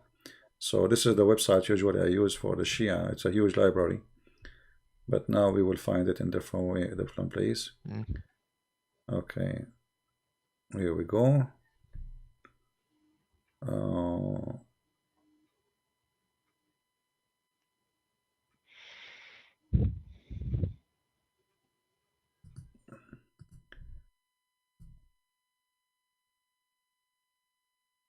I don't want to give you something. It's not authentic.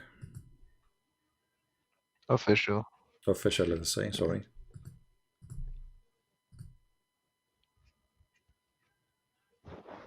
You know, usually this website work all the time, but it's your lucky day. You know. Let's see this one here.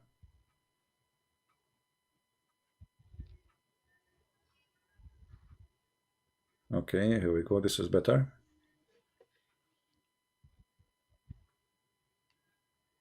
Oh man, this book here. I found the book, but look how huge the text is. Like it's there's something wrong with the. Let us see if we zoom out. Zoom out. Let's see something wrong with the page. Okay, here we go.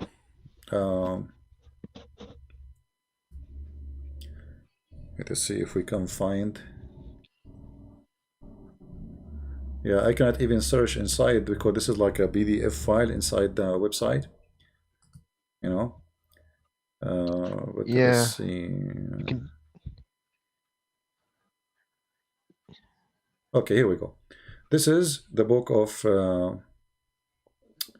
Wasail al-Shia, volume number 5, hadith number 5933 to 3. I don't know what does that mean exactly by it was by making the number this way. I think they are quoting from other book too. And here in this website, I will post it for you. This is page number 68. Remember that. And then here, just look for the number. This number 5933. And then here it says that Abu Abdullah, he saw me wearing a black shoes, and he said to me, "Oh Ubaid, why you are wearing a black shoes?" He says, he said to him, and he continues saying, "Don't you know that it's 3 things? There's 3 things about it, or 3, let us say, things connected to it." He said, "It make your penis sleep, and make your vision weak, and it's more expensive than the rest."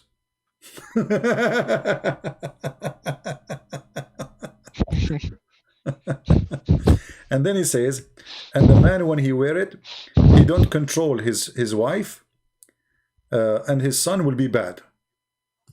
All of this because you wear a black shoe. So look what happened. Well, by wearing a black shoe, your life is gone.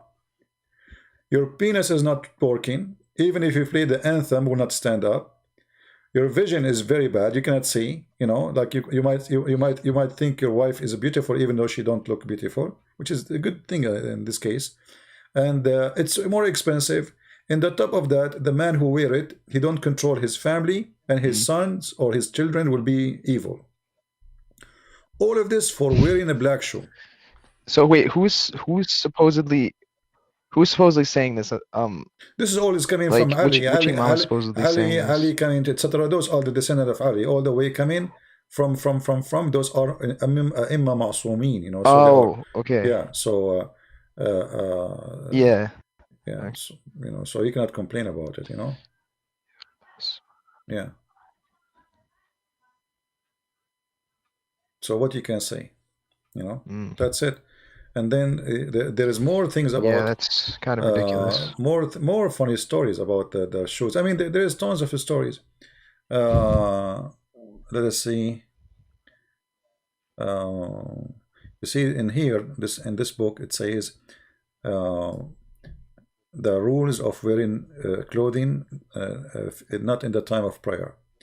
The chapter of makeup and etc. So those are chapters. Each one of them is about what you should do, what you should not do. You know. So if you read it, you will go crazy. If you read all of it, like here it says it's not liked to wear black shoes. Why? Because we told you why. But it is lovely to wear white shoes or yellow shoes. Let us go to the yellow shoes. باب استحباب لبس النعل الصفراء. Number 40, hadith number 5936. It says, Abdullah, he said, Abi Abdullah, he said, the father of Abdullah, he said, the one who wear yellow shoes, he is going to be happy until he destroyed. And then, I mean, there's many, and like there's one of them, I will try to find it for you so you can see it. The one who wear yellow shoes, his penis will be strong too. You know, so black shoes, black shoes will make you. لبس النعل الصفراء. Right. Yeah. Black shoes will make you lose it. Yellow shoes will make you have it. Good for you. Yeah. What do you want more? Yeah, this is the wisdom. So when the Shia make fun of the Sunni and the Sunni makes fun of the Shia, I mean, both of them, they have the same madness, you know. It's just different books, but the stories, all of it is the same. So now, are there any after all of this, are you still going to be still you want to be Shia? Come on, you are laughing with me. I mean, I heard you laughing, you know, and you agree with me. So why you want to call yourself Shia, my friend? Yeah, it's ridiculous. I mean, I don't know, to be honest. That's what that's what I came here for, just to sort of, I don't know, figure it out, I guess. I'm here to help you, so you know, just say it. I am out of this garbage, you know. This is not good for you. This is even, it's an insult to your, you know, to your intelligence, you know. I mean, imagine that tomorrow you will have a son, and then your son, he say, "Hey dad, why you are wearing black shoes?" So who is the one who slept with my mom then? If you are wearing black shoes and you have me, you know? Obviously, it's not you then. Right.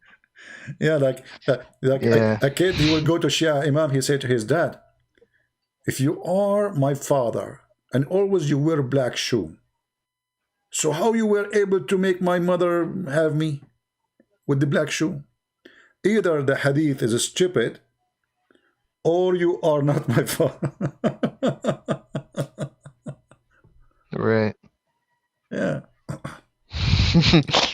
So. Yeah, I guess it's ridiculous to say that your shoe color affects your fertility. Let me hear it from you. It is ridiculous. Whatever. It is ridiculous to be Shia, Sunni, or Shia. It doesn't matter. Say it. Come on. Just say it. I'll say that those traditions are ridiculous. Those traditions are ridiculous. I agree. But don't you agree that all of it is stupid? Well, I mean, I agree, there can't be traditions like that are authentic. I mean, this is the authentic. That just seems like superstition. No. You see, we don't go and say this is not authentic. For us, there's things we believe in. That's it. I'm not going to play games with you. Says I don't believe in this, I don't believe in that. So you can go right now and show me. I say, okay, this is the Bible. If there is some, even if it's there, I will not say this is weak. I will say yes, it's written there. I will say we cannot deny it, regardless what you want to say about it. But the Muslim, they play games. Like as an example. Is it true that Mohammed, there's things they used to fly and come from his nose?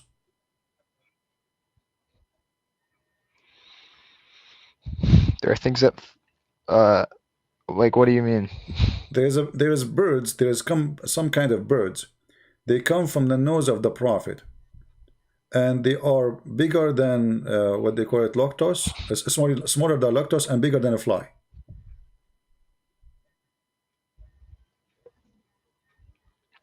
No, that's not true. Well, this is what they say. You know, let me see if I can find it for you.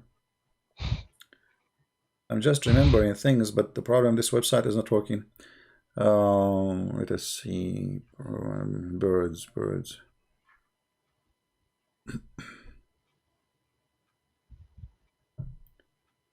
Okay.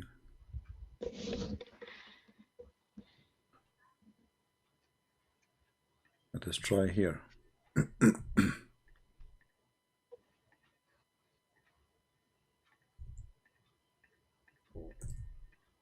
All right, I found it. This is from the Shia website again. Aqida website. It says here, Hadith number 10. From. It says that the Prophet, and a peace upon him, blah, blah, blah, that there is birds, they used to come from his nose, from his left, the left side of his nose, which, you know, like you have two holes, the left one, and a bird come out, and it is smaller than a lotus and bigger than a fly, and it keeps flying until it goes enter the throne of Allah, enter the judgment day. What is that? All right. Muhammad, he said here, this is the hadith number 11. He said that every Friday night, angels come from the sky, and they have pens in their hands made of gold, and the books is made of silver, and they don't write in that night, which is Saturday, except the prayer of Muhammad and the family of Muhammad. So do more of it. Right? Yeah. And he says to him there, "O Umar, to pray on the it is from the Sunnah." You see, the Muslim Shia, by the way, they claim they are Sunni too. Sunnah is, let us say, that like Orthodox, you know. So, O Umar, it's from the Sunnah, which means from the practice of the Prophet, that you to pray in Muhammad and the family of Muhammad every Friday 1,000 times, and every other days 100 times. I mean, this is worship for Muhammad, you know. Yeah, but I like the hadith about things come from the nose of Muhammad, you know. I wish I have Muhammad, you know, like now. Right. I can take him to the to Leicester Square in London, and we can put some, like he make those tricks, and people there will donate money, you know. Hey Muhammad, let bird come from your nose, you know, and then people, they give money, like, wow, how we can do that? They will think that's the, you know, that's amazing.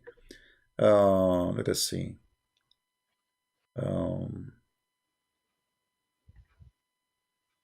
Okay, do you know how many language the Imam al-Hassani speak? No. Okay, let me show you the hadith.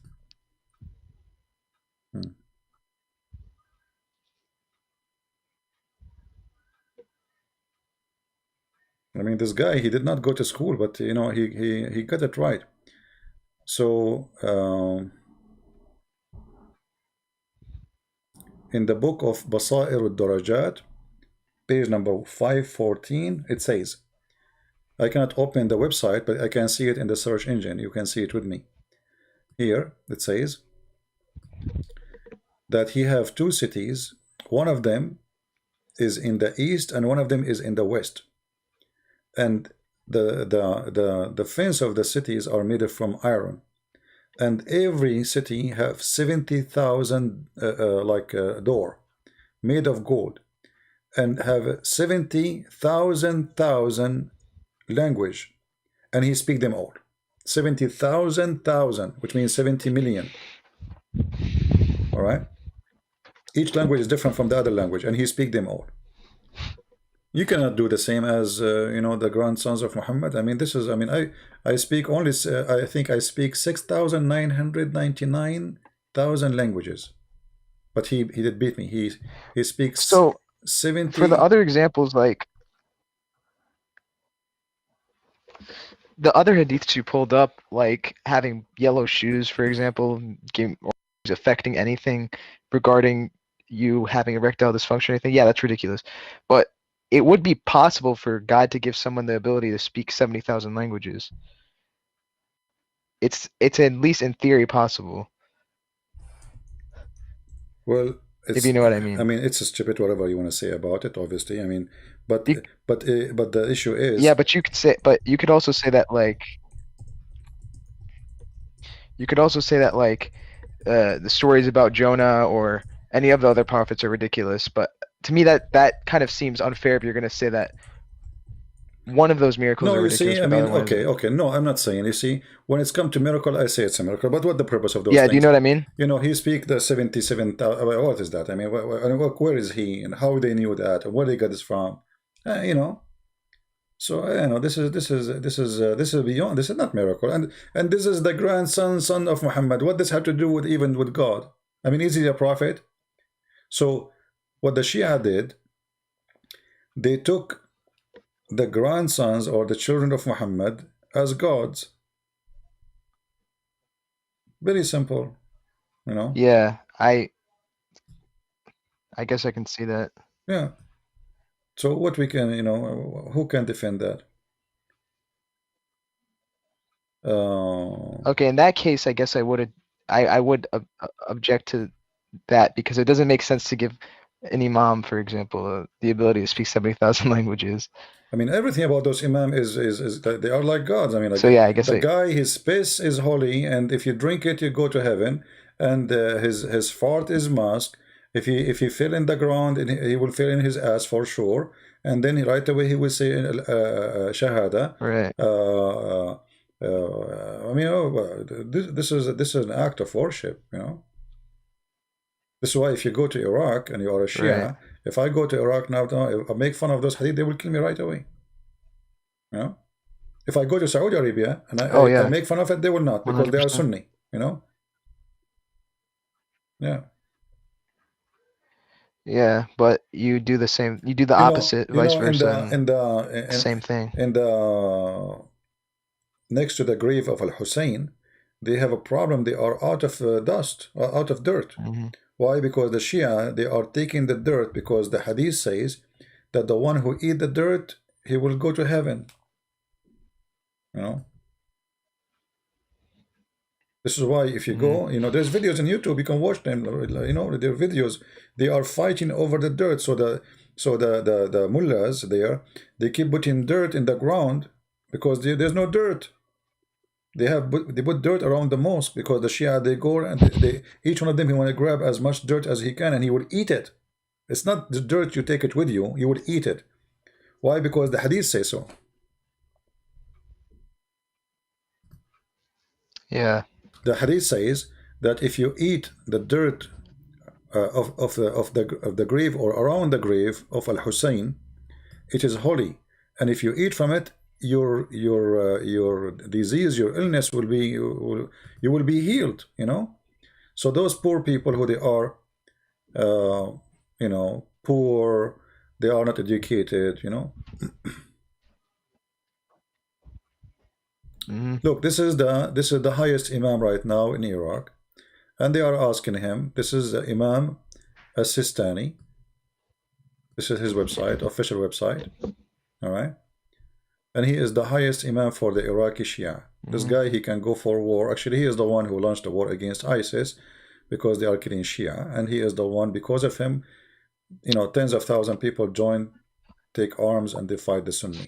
So the question here is: it okay to eat? Wait, I know this guy. I know this guy. Yeah, is it okay to eat mud and Oh, dirt? The answer, you know, no, it's not okay, except the grave of Al Imam Al Hussein, for the purpose of medication, and it's not allowed to eat any other dirt. You know, you can use Google translation, you know, translate and Sistani, that's his name. yeah, yeah. I'm not making fun of him. I'm saying this is what they believe. You know, this is what they, you know. So they are asking him, is it okay to eat mud and dirt? Read it. I use Google translation. Eat mud and dirt. Question: what is the ruling of on eating? I mean, you will not find those things except in Islamic websites. You will not find a Christian saying, I want to eat mud. I mean, okay, a Christian is calling a priest, says, can I eat? Is it okay to eat mud? I mean, what is that? Why in the world do you want to eat mud? You know? And then he says, no, it's not okay to eat. It's forbidden to eat. Read with me carefully. Answer: it's forbidden to eat clay or mud which soil mixed with water when it is diluted, as well mud, which is dry, clay, etc. And then he says, except from, let us see where it says that,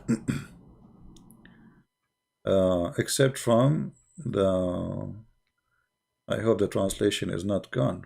Where is the translation of Al-Hussein?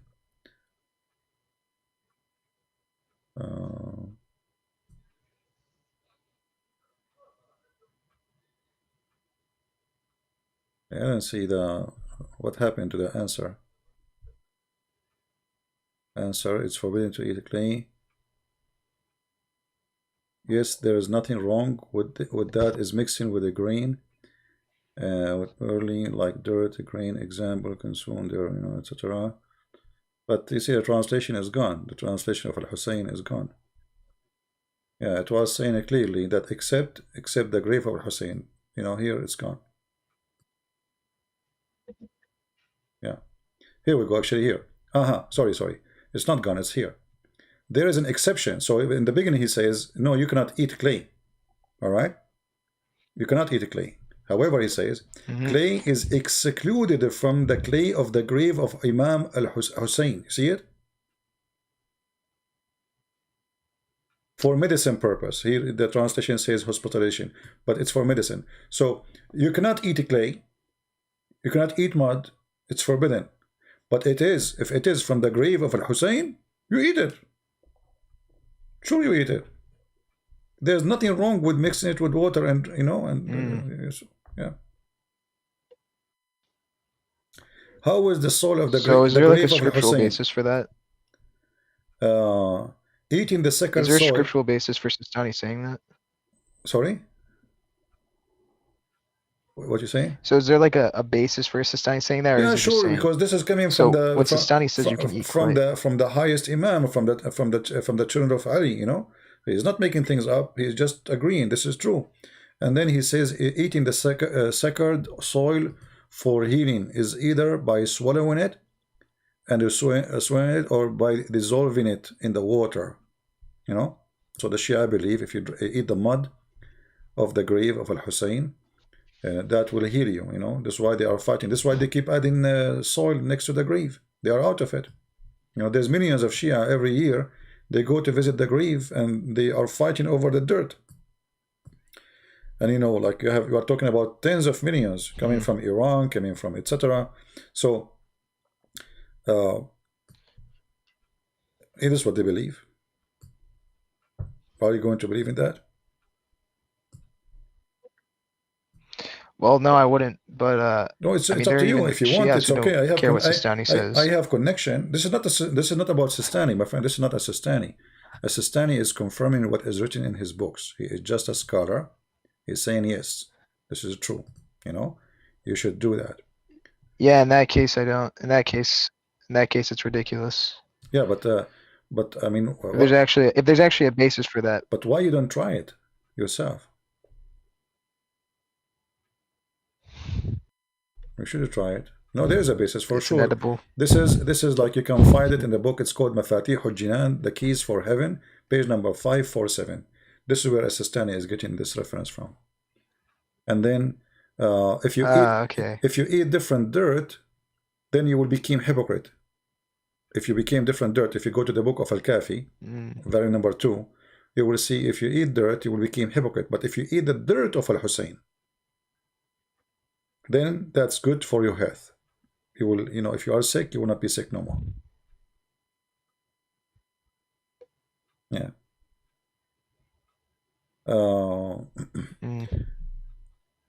I mean, it's endless. I don't know. So what do you think, my friend? You will stay Shia? You will still call yourself Shia? I mean, based on that, I wouldn't. So you would call yourself Muslim?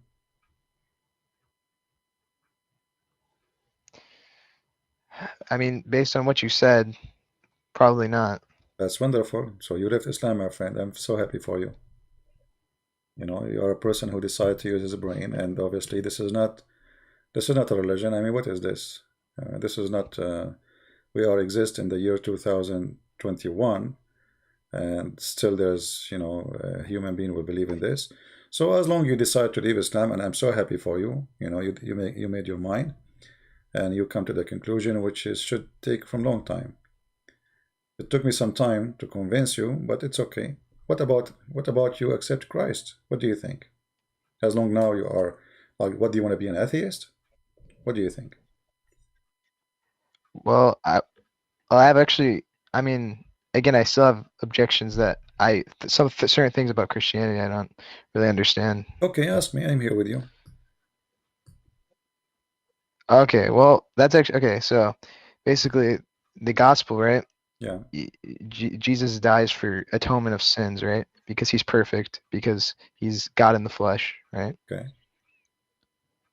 And So why do you have to accept like Christ in the first place? Wouldn't his death essentially atone for everybody, regardless of whether or not you accept him? If you know what I mean? no, I'm trying to. So you are saying why it is a must to accept him to go to heaven? Yes. Okay. Mm-hmm. Okay. Let us say I'm a firefighter.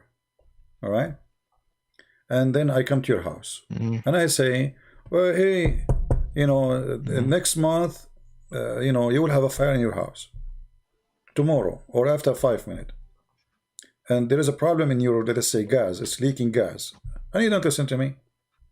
And I come to you again and say, hey, listen, you will have fire, you will be burned, and you don't listen to me. You don't have to accept what I'm saying to you.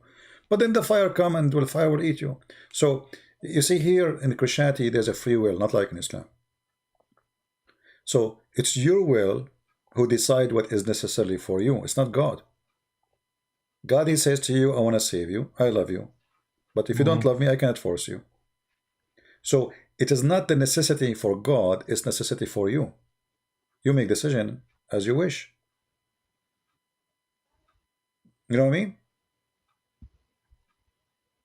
Like So he you don't essentially have to accept it he first in don't order for it to force apply to you? no, he don't force you to do evacuation because of the risk.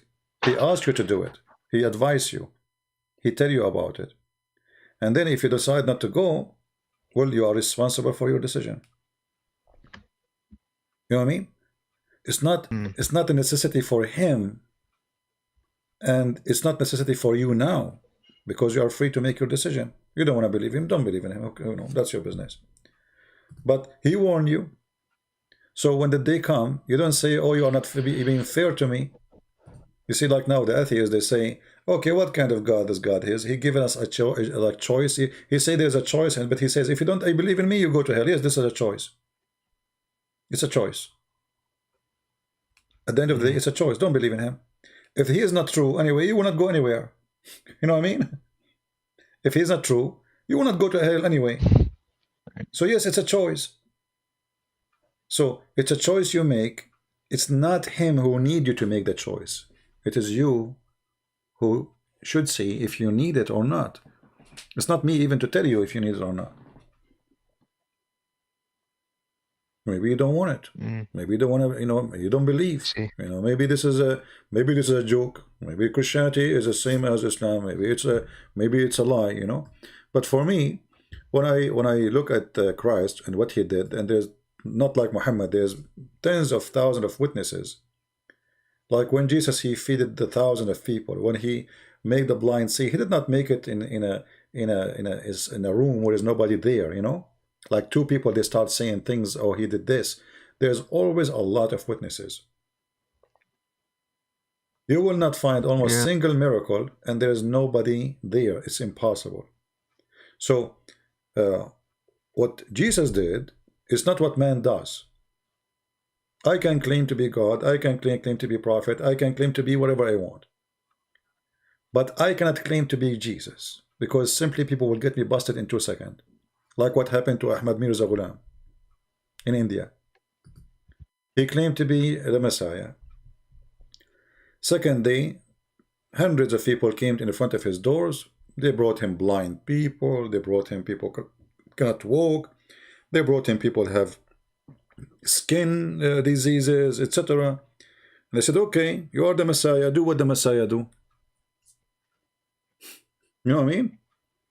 Aren't you the Messiah? Go ahead. Show us what you can do. So if I can do what the Messiah can do, then I can claim to be the Messiah. So it's not just saying words, otherwise talk is cheap. I can say I'm Messiah, you can say that, you can say you are God. But then people, they have to say to you, okay, do what God do. The Muslim, they will come to us and they say, okay, God, but he is a human. Well, if God, he cannot come as a human, he cannot be God too, because there's nothing is impossible for God. That's why we call him God. So if it's impossible for God to be God and a human at the same time, that means there's something impossible for him. You know the logic? That means there is something impossible for him to do. That means we strip him from the word God. He's not God no more, because there is something impossible. Almighty God is someone, there's nothing impossible they claim that, like, for him. being fully, they claim that the dual nature of Jesus, like fully man, fully God, is contradictory. No. Well, why is that? You see, when the Muslim, they say that the Spirit of Allah came to Mary, and you ask them, who is the Spirit? They say, this is Ruh al-Qudus. Who is the Ruh al-Qudus? They say, this is Jibreel. Okay. How he is an angel, and he is a spirit, and he is a man? So if they say an angel can do that, but the God cannot do that, that's a joke. So that means the angel is more powerful than the God. Yeah, God. I see what you. Yeah. So I see what you mean. Was the because there's certain attributes about God you can't. Was the angel Jibreel? Yeah, there's like certain attributes about. And an angel in the same time. They say yes. So you see the hypocrisy. He is a man. He came as a man to Muhammad. This is what Muhammad says. He came to him. He squeezed him 3 times. Correct. And then he came again before he came to Mary as a perfect man, according to the Muslims' interpretation. So is he an angel when he came or not? They say yes, he is an angel. His name is Jibreel. They say yes. Okay, but now he have a private part of a man. He have the Quran says, فَتَمَثَّلَ لَهَا بَشَرًا سَوِيًّا. He came to her as a perfect man. So he lost his. They call him Holy Spirit. Is he still holy after he became a man? You know what I mean? Wait, I actually have another question. Okay. So you're familiar with Bart Ehrman, right? Yeah. Okay.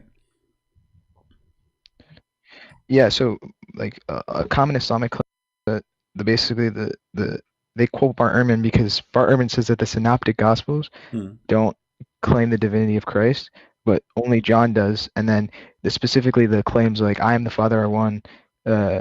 Nobody comes to the Father but through me. I'm the way, the truth, and the light. Like those claims are only in the John's Gospel, and then Matthew, Mark, and Luke don't have those claims. And Bart Ehrman kind of uses that to claim that the divinity of Christ is not found in.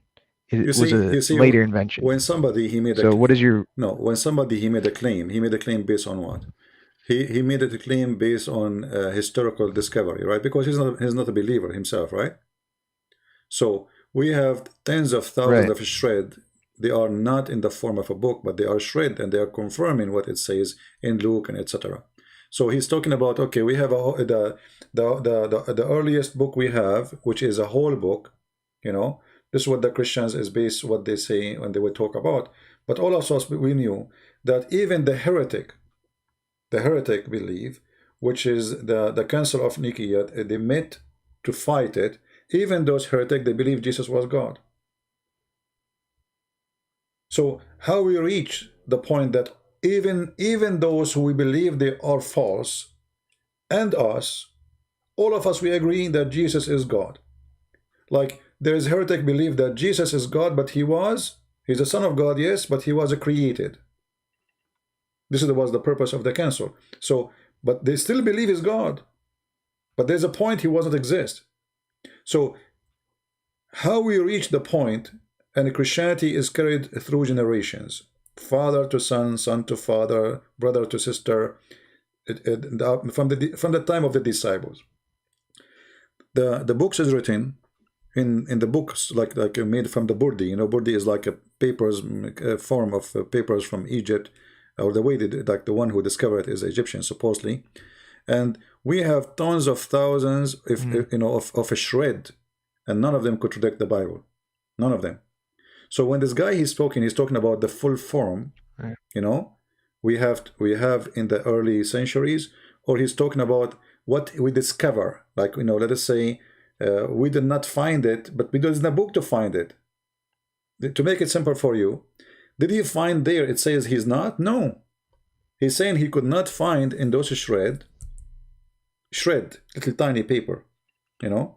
He could not find a sentence. But we don't have the whole, we don't have the page, we don't have the book. We have a shred. So how you can confirm it's there or not? You know what I mean? So it's like, you know, you have a letter, and this letter you rip it apart, and then the wind came, and then only there is one piece to stay, but this is not even from the same chapter, from different chapter. And you say, okay, this is what we have now. So where is this verse? So the study this person, actually even the same man, he said there's no book in history is preserved as the Bible. No book is preserved as much as the Bible. So he himself, he witnessed that there's no other book is really, because it witnessed in the books of you see, in the early history, not by the Christians, by Greek people, by people who don't believe in Christianity. They say there is people who they are, etc.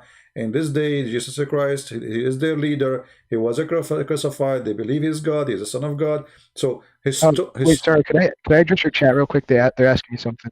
Yeah. Someone in the chat, a few people actually are asking me to talk to Sam Shamoon, and I just want to say to you guys, I called Sam, and he basically blocked me for no reason because he thought, I don't know. It's okay, guys. It wasn't really nice to me, so I can't really talk to Sam. Guys, please leave me speak to the guy, and leave me from this and that. He's talking to me. When he is done, he can go to somewhere else. My friend, everybody have his own reason to believe or not to believe. And I saw, and millions of people, they saw what this person who he said, and why they are not living, you know, Christianity. You see, like one of the statement he said, that there is an update in the Bible translation. Why? Because every day we have a new discovery. But the new discovery confirmed the old books. It's not working the opposite way. You know what I mean?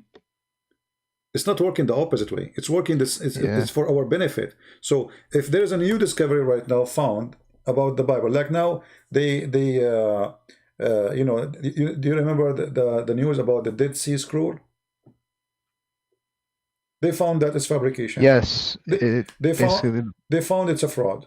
After all this noise, all this media talking about it, and then they found that all of it, this guy who sold them those things, it was a fraud. He made it in a very good way, to the point he did fool them. And now they discover it's a fraud. So you can search it right now in Google, right now, you know. So new discovery did not oppose the belief of Christ. And let us say, let us go with him. You said it's only in the book of John, right? Okay. Well, is John number 1 is exist? Yes. John number 2 is exist. Chapter 1, verse number 1, verse number 2, verse number 3, verse number 4, verse number etc. Verse number 14, where it says, "And the flesh became a man." I do not need the whole book of John to prove that that Jesus is divine. I need the first page. If that page is there, Jesus is divine. Even he mentioned, like, okay, it says me and the Father is one. But what about the rest? Every book, every page in the book of John, it says Jesus is God. Oh wait, I know what are you basically trying to say that it doesn't? It's, if you take it by itself, then it can still, you can essentially consider that true, even if it's just that one page. Yeah, even if it's a page, because simply, you see, if this is the page and we agree upon this page, that's it. It's enough. If his problem is saying he was divine or not, well, use your logic. Okay, it doesn't say in that page that the Word is God and the Word became a flesh. Okay, who is the Word who became a flesh? The Bible says from the beginning of the book of John, I am, etc. Speaking about who? Speaking about a person, his name is John the Baptist, who witnessed for Jesus, and then etc. etc. And then John, the Word is God, and this God, he became a man. Who is this God who became a man? That is Jesus. What is the purpose of the book of John? Jesus, right?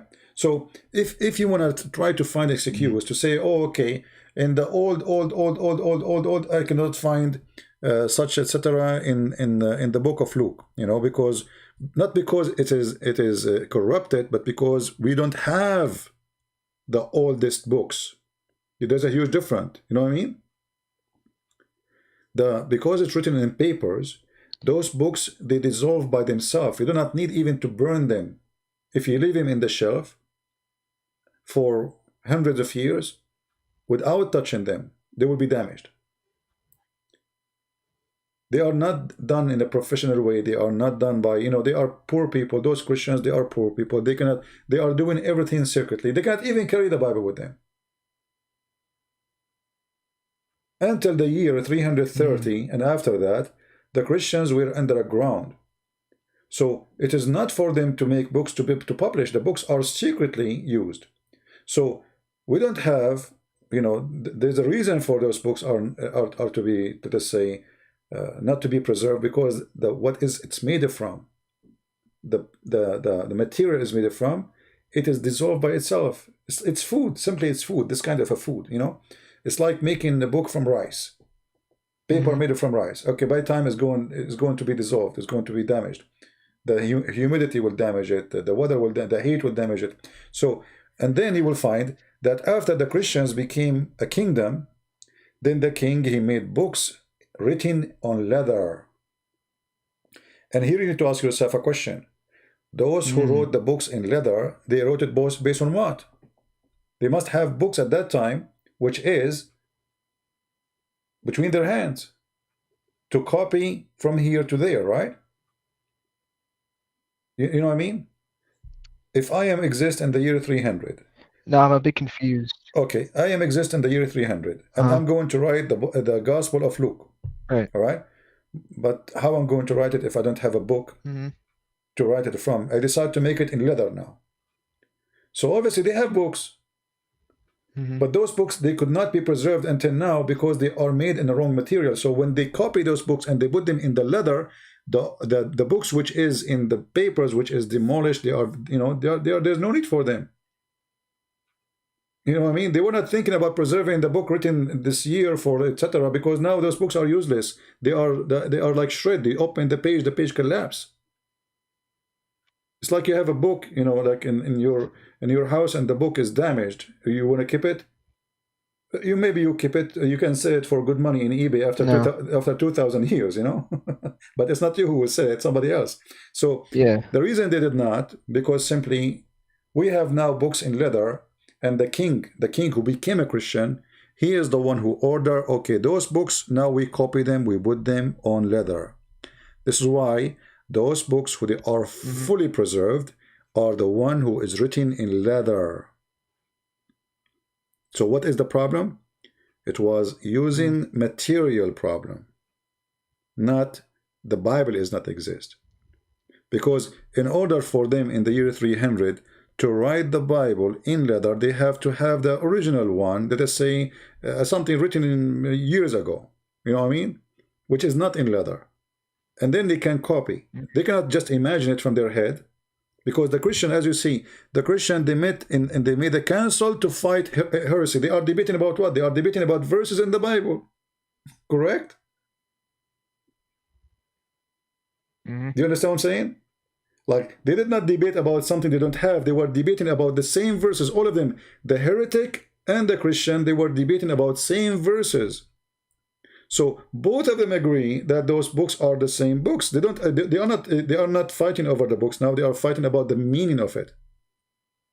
Let us say a philosophy thing. Oh, okay. I see. When Jesus Jesus exist when before the world created, or Jesus he exist? Yes, before the world created, but still there's a point where God he created a son. This is what the heretic they come with. The Christians, they said, no, Jesus was exist from the beginning because the Bible says, by him and for him, everything is created. So when they were debating about books they have, not books they don't. So if the books they have is not preserved because of the nature of the things, of the material it's made from, the reason, very simple, we have it now in leather, so why they want to keep the old books?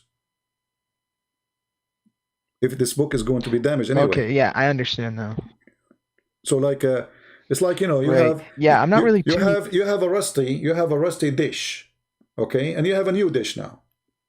So why you want to keep the rusty one, which is having holes in it, and you have the new one, which is written in leather? So we have now, finally, we have books we can carry around. We are not worried about it to be damaged because the material is made from leather.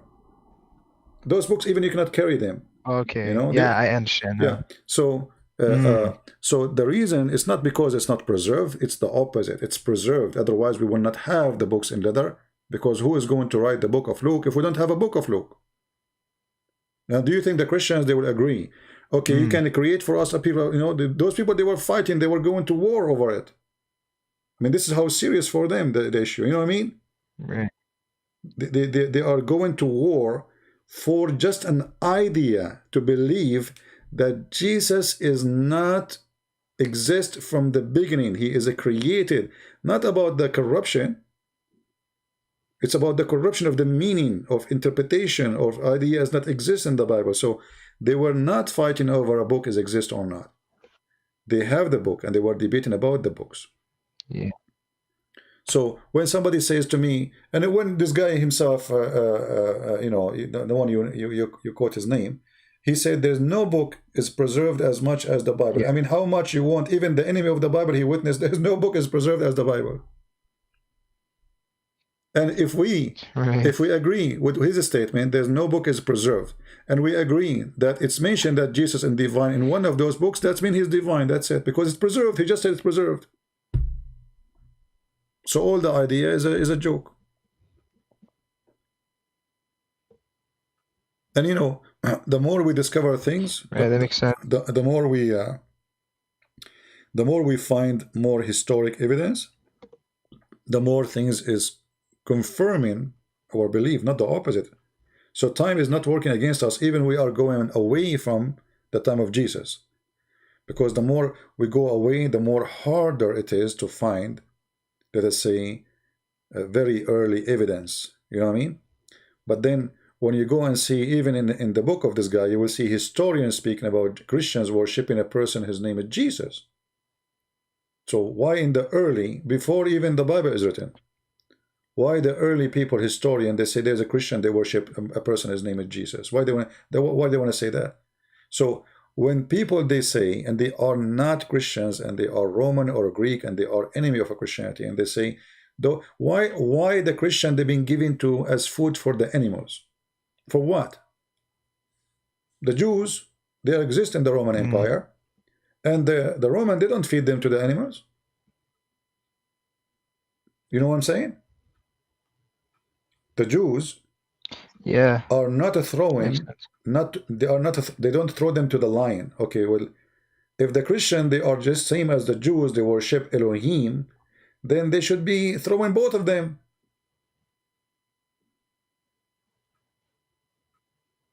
Correct? Right. If we have the same exactly word by word, so you're saying that, so there's a reason the Roman, they hate Christianity, but they don't want to kill the Jews. The Jews, they were citizens, they pay tax like everybody. They are not considered Roman citizen, but they are citizens who live in their empire. So they did not throw them for the lion to eat them if they are Jews. No, but if you are a Christian, they will do that to you. So what the problem?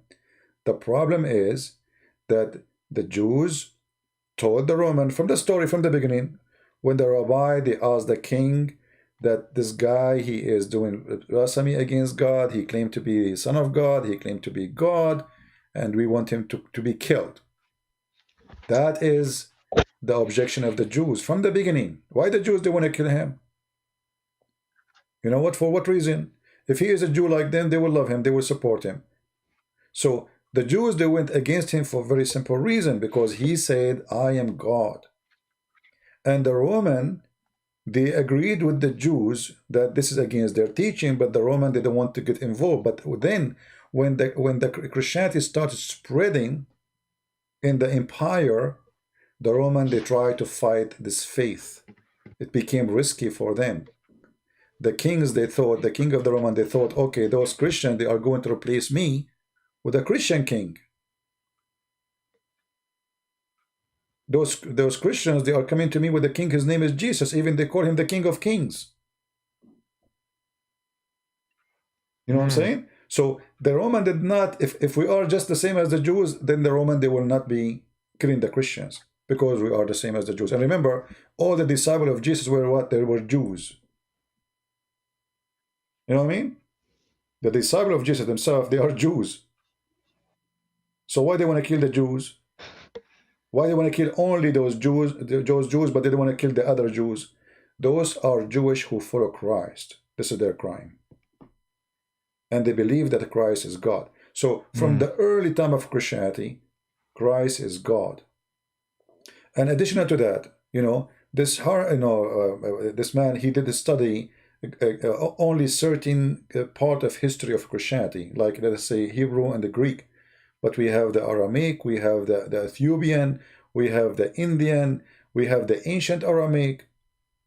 You know, when we say a scholar, you know, we wonder what scholar he is. A scholar in certain things, not in everything, not in all. Like we have very ancient document exist in the Aramaic Christian church, as an example, the Aramaic and Mosul. You know that when ISIS they enter, the priests there, they try their best to hide as much as they can as ancient documents have to do with the Bible. Let us say a manuscript.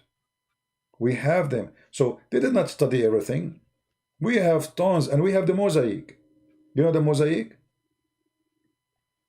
You know what is mosaic? The Mosaic no. is a Christian art where all stories in the Bible are documented by stones. Oh, mosaic, yeah. Mosaic. Sorry, I say it in my own language. We call it mosaic. Okay. No, I thought you were saying mosaic as in like Mosaic law. No. Yeah, this is an art. I got confused for a second. Go ahead. Yeah, this art is additional preservation of the stories of Jesus. What we will do with those? And they are exist in the early Christianity. Some of them they go almost like 60, 70 years after Christ. So this art is other preservation for what happened to Christ. You find it in the floor of the churches. You will find it in the walls. The more we discover, the more churches we discover, the more we find. I mean, like we have a story about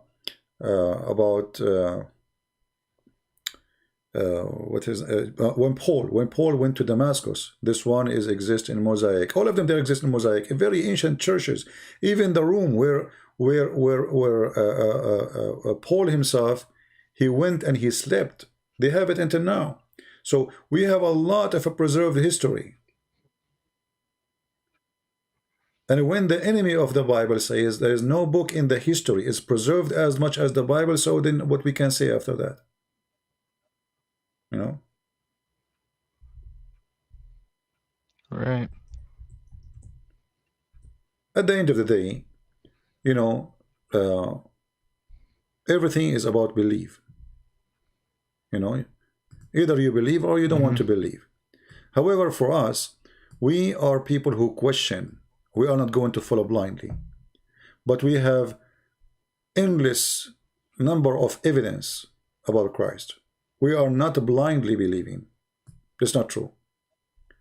The art proved the Bible. The old manuscript proved the Bible, and nothing can be considered contradiction. They will say to you like, okay, you have many versions of the Bible as an example. This is different translation. This is not version. This is not a version. You know, the Muslim they have Yusuf Ali and they have Shakir, etc. But all of them they are translating from the full books we have, which is written in leather, not in the shred. But even the ones in the shred are in total agreement with the books which is in leather.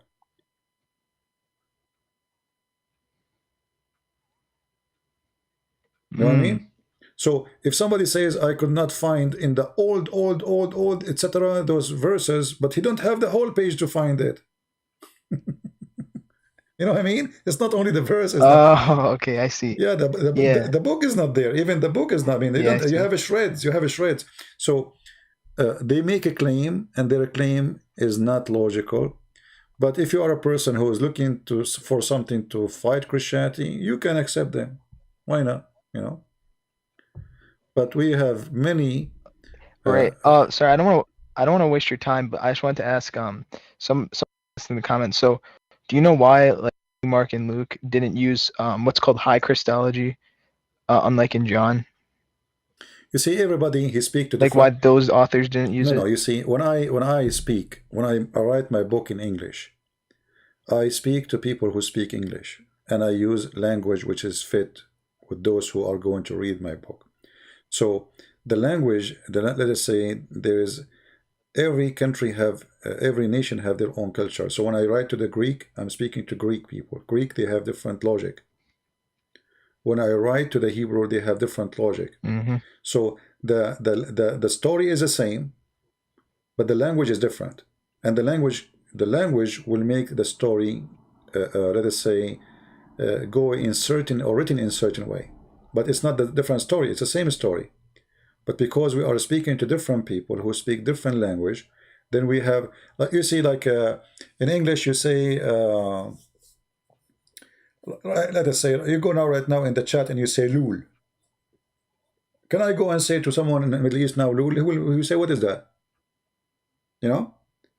But there is a word equal to it Yeah. in Arabic language I can use. So you cannot use words doesn't fit with the culture because they will not understand it. So the language of the person first to present the quality, the way he think, and the way he write. Same time we believe that all the writers are inspired by God, which means yes, it's different way of writing, and this is the reason actually to have 4 books. Otherwise, we will have one. If all of them they will write the same exactly the same way, then why we need to have 4? You know what I mean? So the 4 they complete each other. So Right. now They're it's, addressing different yeah, audiences. like now you said to me about John that this man he said in the book of John we don't find in the book of Luke. But imagine if we have one book, then we cannot find it no more, right?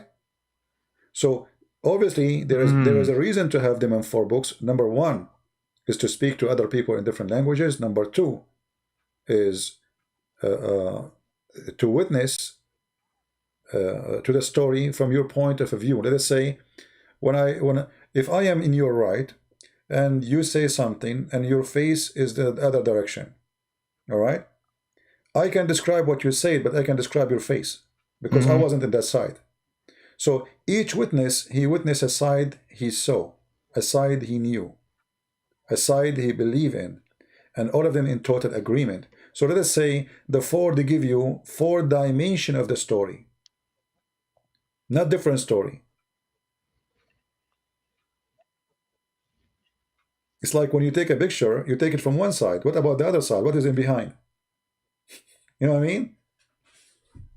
All pictures are still missing. Right. All pictures are missing because you don't have the whole dimension.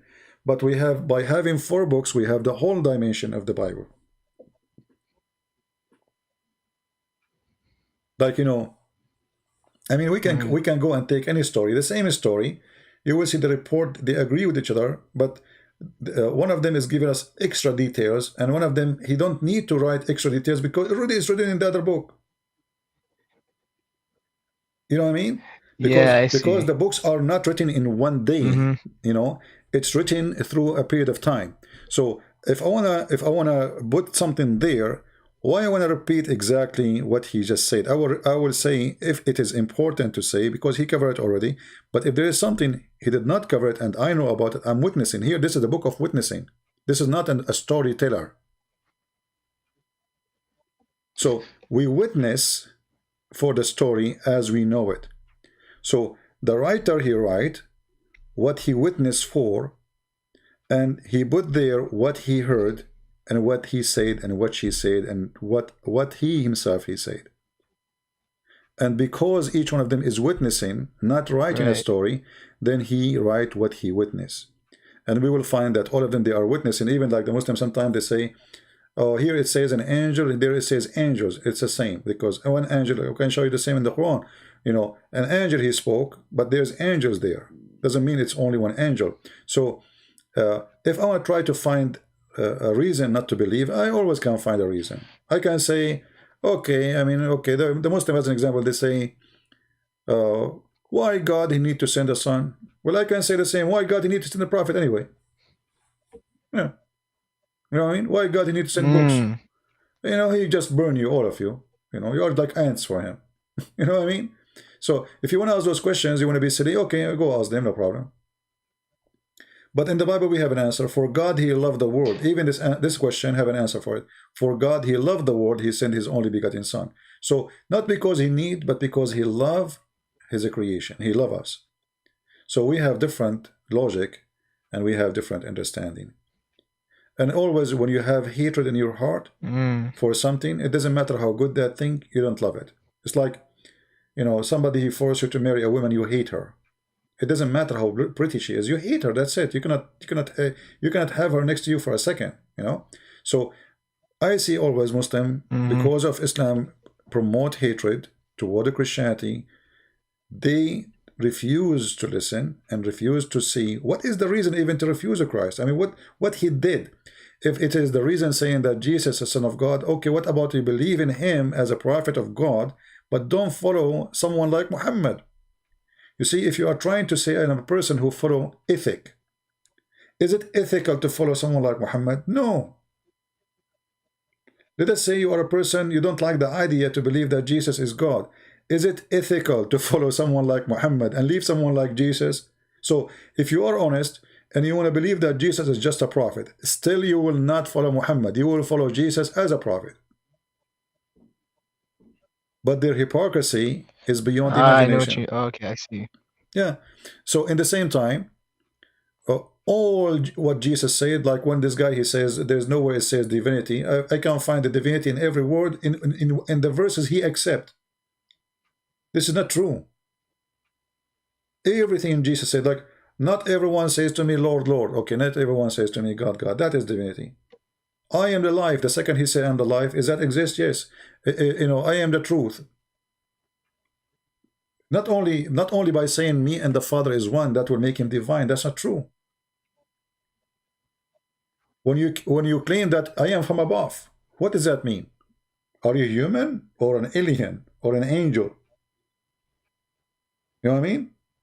So when somebody he make a claim, that claim is not, you know, the claim of this guy, they are good in front of a bunch of atheists, because nobody want to discuss whatever you say, they accept. It's like, you know, a Muslim making a video about the miracle of the Quran. Whatever he's saying, even if it's false, full of lies, they will support it. They will give it a like. Because echo chamber. Yeah, because the audience is from the same as the speaker. What about we bring the audience, or let's say the speaker, to someone like me, and let us see what will happen. You know what I mean? Debate is not a debate. If it's like, if you are not a Muslim and I am a Christian, then we cannot say we have a debate. Because if both of us we agree, then there is no debate. So you don't bring 100 people listening to you and you became a scholar because they agree with you. And especially if none of them is in your level. You know what I mean?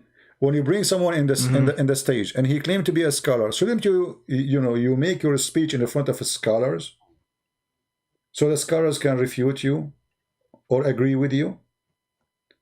A scholar should not debate. If you wanna make it, let us say, official debate, a scholar should debate a scholar. Like if I right now want to debate, like now I went with you, I'm speaking to you as if I am like you. I'm not speaking as a scholar. I'm talking to you in a normal language. I'm not using high quality language. I'm not using Arabic grammar. I'm not using my knowledge with you to show you my muscles. I'm just speaking to you. What do you think about this? What do you think about that? So, but what those people they do, they speak about topics with normal people, they have no standard of knowledge to answer, to refute. They don't speak the language. Like when a person he speak about what is written in Hebrew. Well, how good is your Hebrew?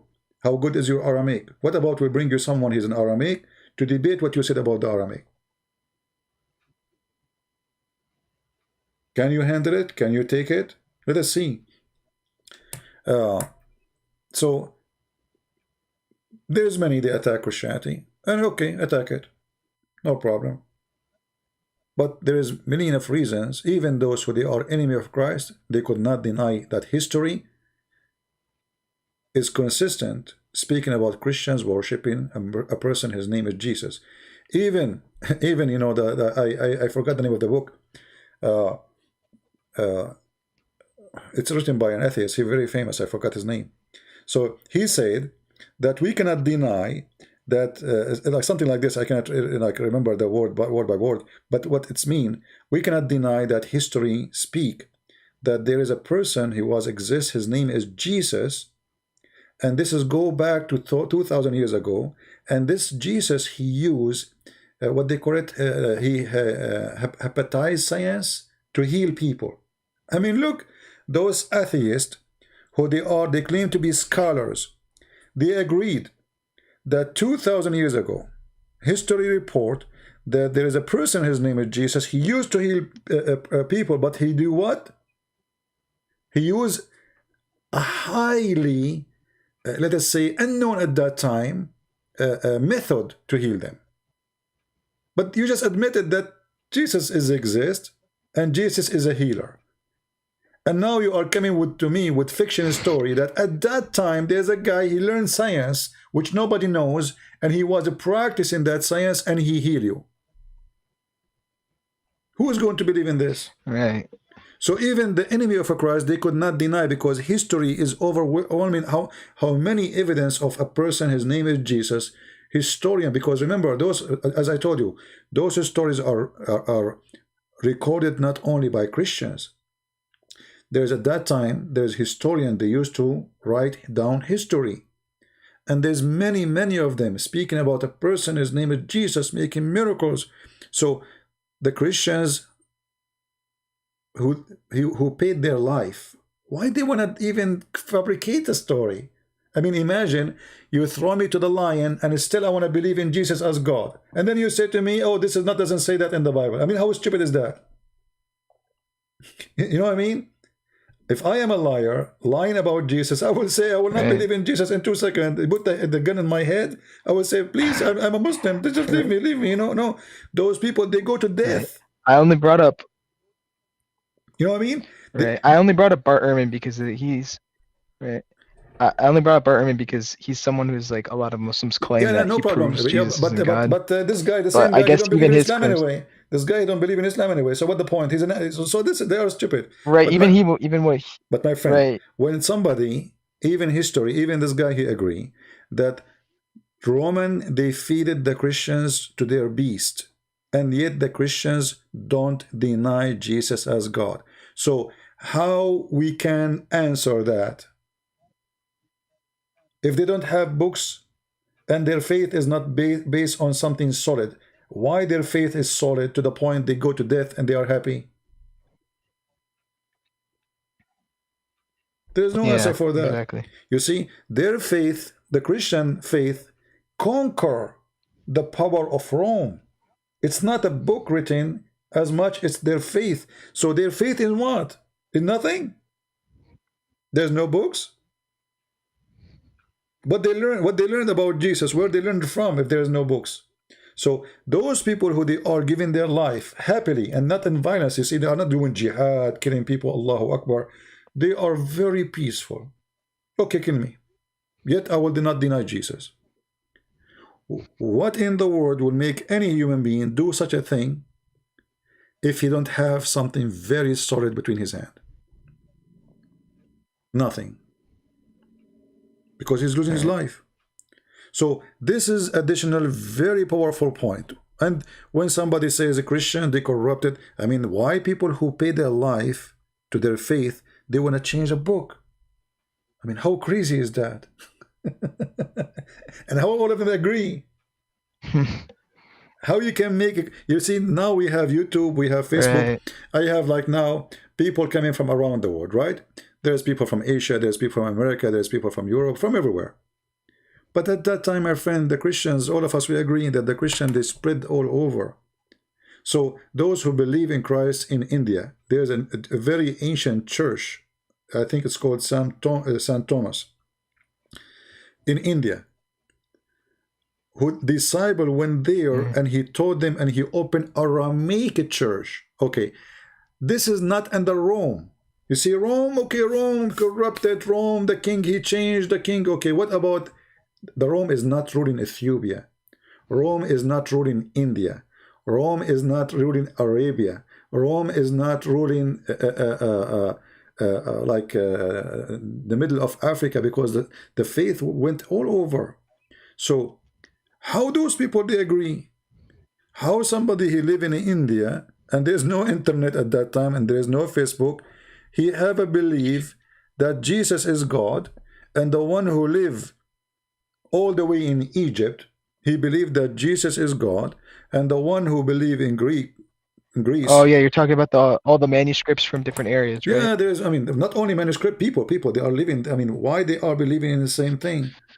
You know, we should have people who believe that Jesus is not God, and they have a proof of that, but we don't have.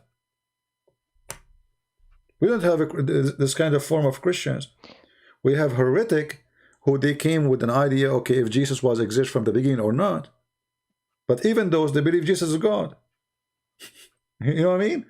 Even the ones who we refuse them, like later we have more heretic, like now we have Jehovah's Witnesses, but those are new, you know. But all those who believe in Christ, still they believe in one thing, they agree in one thing, that Jesus is divine and he is Son of God. So whatever those who speak against Christ, there's tons of evidence, and one of them, as I said, in the early Christian faith, all of them, they paid their life defending that Jesus is God. So if they have no proof of such a belief, why they believe in it? Nobody can say this is not true.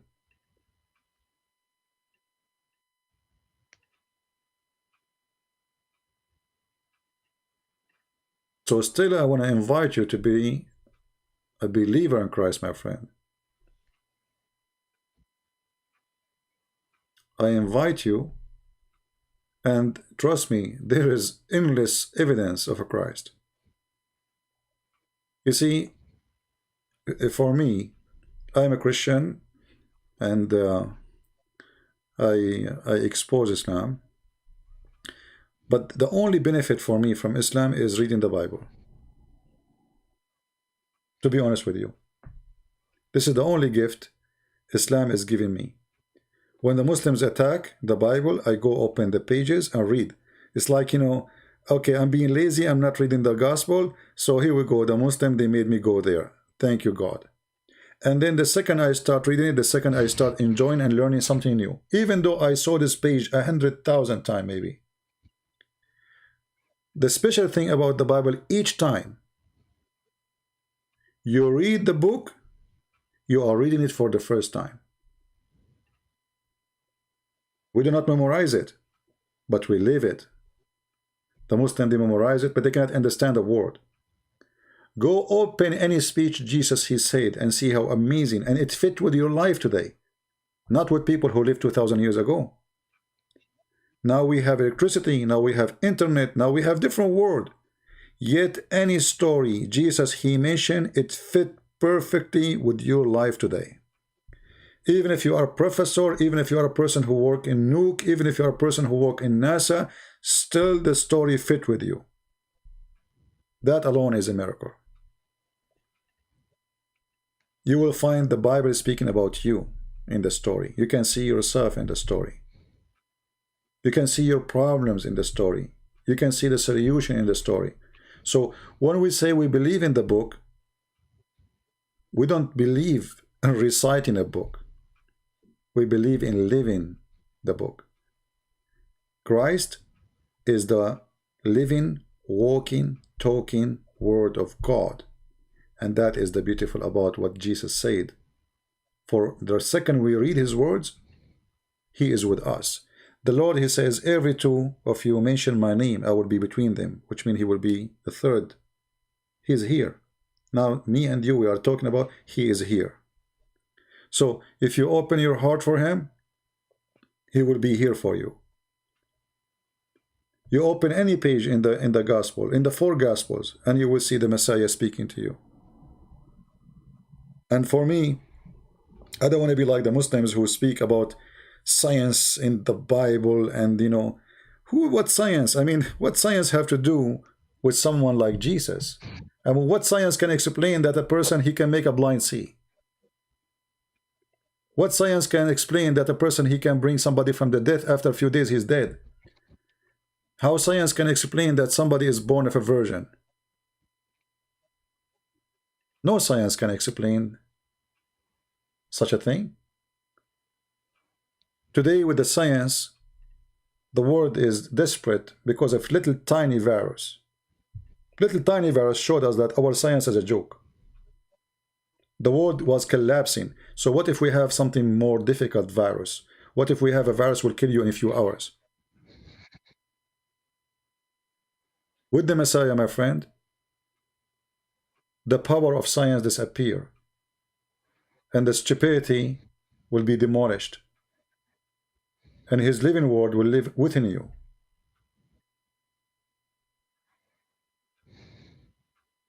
I invite you from my heart to accept him as your savior.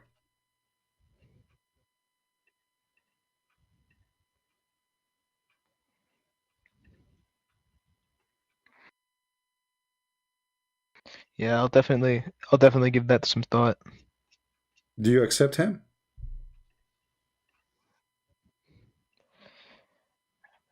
I'll definitely consider it. Do you accept him? I heard you crying. I don't want to. I heard you crying. No, I'm not crying. No? I don't want to rush into. Okay. No, I'm not crying. I don't know. I felt like now you I was are... coughing. Okay. Anyways. All right. I don't know. No. I felt you were No. like as if you are almost crying or something. My friend. No. You definitely have me emotional, but I'm not crying. No. My friend, I cannot force you, but I say to you. Yeah, I'll definitely. I say to you that there is no name better than his name, and there is no person better to follow. And you practice one sentence of his teaching, you will live in a different world. Love your enemy. You will see your mother differently. Right. You will see your father differently. You will see your brother differently. You will see your neighbor differently. You will see your enemy differently. You will have no enemies. That is Jesus. He will change your life. Love your enemy. With the Christ you live. With the rest you die. So I say to you, you want to live or you want to die? It's up to you.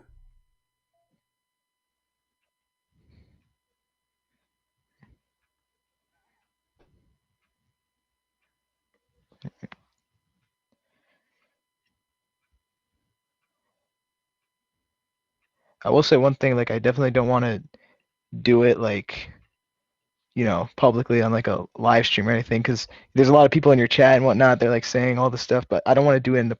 If I do want to accept, you know, that I don't want to do it because of people pressuring me or something. You know? No, absolutely no. You see, no. Even Christ will not accept right. you. I want it. No. Exactly. Even Christ will not accept you for saying something you don't believe in it in your heart. We don't believe in shahada. We don't believe in such a garbage. You believe or you don't. There's no pressure. There's no people want you to say things. It's not me. I am asking you to join us in the love of Jesus. I am not forcing you. I want you to love him from your heart. And if you feel that you love him from your heart, then you say, Lord, I love you. I want to be with you. It's a free choice. Right. Choice of love is not a choice of, you know, if Christ, he love you and then he forced you to believe this, I mean, there's no point of his love. His love is fake. So it have to come from your heart. And if you feel it, say it. If you don't, it's, you know, it's your choice. And I would never think about you as a bad person. Don't think that, you know, but for me, I would love to have you to be saved today, because right now it is 12:15, middle of the night. I might go to sleep and never wake up. Who knows? Who knows?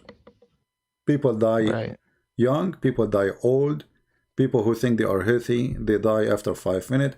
So salvation is not always available, because you never know when your soul will be taken from you.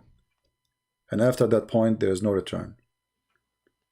So for me, it's very important to believe when I have my soul with me, because after that point, if you accept him or not is not going to be matter, because it's too late. You'll be hypocrite. Right. I'll I'll tell you what. If you could let me like read the gospel by myself, and if I do, decide, I'll let you know. All right. I will be happy to hear you again. Is that And fair? sure. No. It's not about fear, my friend. I'm not. I don't want you to. You see, it's not me who will win you to be Christian. It's you who will win, not me. You know, like yesterday and the day before and the day before, we have somebody left Islam. Right. You know, it's not me who will win you. You see, I lost my night, to be honest with you. This is Friday night. I should be relaxing. My throat is hurting me since yesterday, and now it starts hurting me again because I do not take a break. I feel guilty if I take a break. But it's not me who is winning. I win nothing from the time I spend with you. It is you who will win. It is your salvation, not mine. But in the same time, you cannot say you never heard me. You cannot say the Lord one day will ask you, did he say that to you? Did he explain to you? Did he spend the time with you? And you did not accept? I don't want to make you feel guilty, but I'm just saying you that there's people who they are warned, and there's people who they are not warned. Like once somebody asked me, what if somebody he never heard of Jesus? What will happen to him? The Lord is all about justice. He will not judge him the same as he judged someone he heard about him. He will judge him by what he know. As he know, as he been told. If the word of God reached to him, then he have no excuse. If not, he will judge him by what God created inside him. So it's up to you. And if you feel like you want to accept the Messiah, I will be happy to hear it. If not, you can call me when you wish. Right. Well, I appreciate you talking to me. You're welcome, my friend. I'm so happy. It's been a good talk. I'm so happy to speak to you and wish to hear from you soon. All right? Thank you. All right. If you change your mind anytime, let me know. Call me and I will be happy to hear you. Take care. God bless you. All right. I'm so happy in the same time that you left Islam, you know? I'm so happy at least he called me as a Muslim, he hung up as not. That alone is a blessing, you know? That alone is a blessing.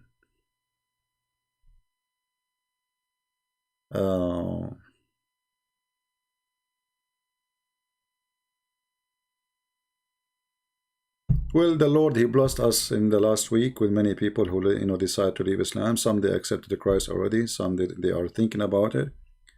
But you know, like if you remember, I told you the last week of the New Year, I was hoping, praying that somebody will leave Islam, and you know, because I wanted to finish the year with the this is my, like, let us say my present for the year, how the year end. But you know, the Lord, he blessed us right away. We started the year, and you know, every day we got more Muslims leaving Islam, and sometime we get the Lord, he, you know, he opened their heart. But we pray that our friend here, sooner or later, he will see the truth, and the truth will set him free. Do we have any Muslim here is listening? He don't agree with what we said. He'd like to join us in the conversation. If you are a Muslim scholar, you claim to have a knowledge, we would love to have you with us. Any Muslim?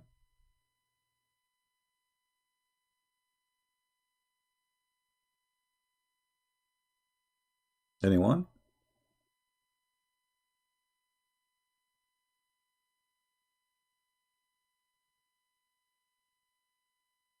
No Muslims? It's all right, no problem, you know. But don't make excuse Muslims that I speak, you know, sometimes they say, oh, this guy, he do not know much. I'm not debating anyone. People are calling me, my friend. I don't know who's calling me. I don't know if the one who called me is a sheikh, if he is, he know much. I don't know. So if you are a person who claim knowledge, don't complain that I am talking about Islam to people who do not have knowledge. All of you don't have knowledge. Which one of you have knowledge? The Muslim scholar is the easiest to defeat, because somebody who don't have knowledge, he can say whatever he want. Like David Wood, he debate Mimi. He said to him, your God, Allah have part. What he Mimi, he said? Who said so? That's it. Who said so? So when you debate an idiot, I mean, there's no debate. It's a kid. But you will not find a scholar saying who said so. So debating an idiot is the hardest, because he can deny as he wish. He's just an idiot of the village. Debating a scholar is the best, because he cannot deny. I'm going to get you busted.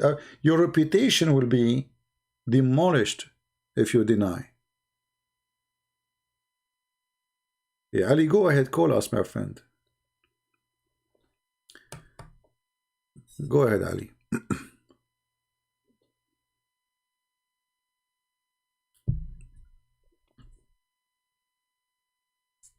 You know, when like one of you send a question to the website, you remember the website? We asked them what let me see, hold on. Why the Prophet kissed the black stone. I mean, those are Muslim websites. Supposedly they wanna answer you. They wanna lead you to Islam. Okay, why the Prophet kissed the black stone? The answer is amazing.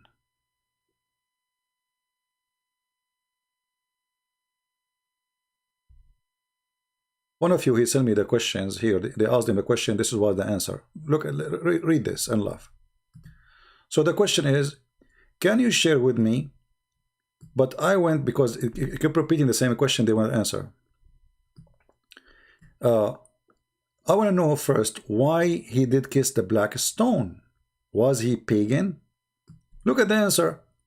The answer is, Umar, he said, I know only you are a stone which neither can bring benefit nor can cause harm. So okay, that make it all even more ugly. If it is a stone, neither useful, neither harmful, why he kiss it? They don't know. They don't know what to say. You just gave the lady an answer, or the person who proposed the question to you. You just gave them a reason to believe Islam is a stupid religion. I'm asking you why he kissed the stone. Why Muhammad kissed the stone? You say to me the companion says the stone is useless. That means Muhammad is a crazy. Let me put it for you in the screen, because you cannot see it. The screen is black. Give me a second. I mean, can you believe it? How stupid. I mean, what's wrong with those people? So, can you share with me? This is the question. Can you share with me? In the top it says, has anyone offered you to share with you about the basic belief of Islam, of Muslims? Okay, this is the Muslim website saying that. Then the one who's asking said, you can share with me, but I want to know first why he did kiss the black stone. Was he a pagan? Look at the answer. Look at this low IQ religion. The question is why he kissed the black stone, and then you give them this. It was narrated that Omar said, came to the black stone and he kissed it. And then he said, I know that you are only a stone which can neither bring benefit nor cause harm. Where it is not, I had seen the Prophet kissing you, I will not kiss you. But that make it more stupid now, because now Muhammad have no excuse to kiss it. Omar saying, I saw my idiot Prophet kissing it, I kiss it as he kissed it, but I know it's a stupid stone.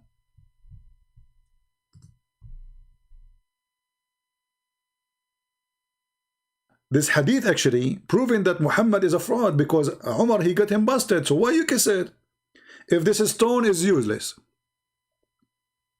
if this stone is harmless, you kiss it for what reason? This is the answer they give the Christians in their website. I mean, how stupid this answer is. So now it's still the question there. Why he kiss it then? If it is useless, this actually make it more stupid. If it is useless and harmless, why he kiss it? That's even more. This is donkey talk. In the other website, if you remember, I posted a video. I asked them. I don't know if any of you have the video. You can give me the link. I asked them why the Prophet kissed the black stone. They said because it's holy. I said why it's holy.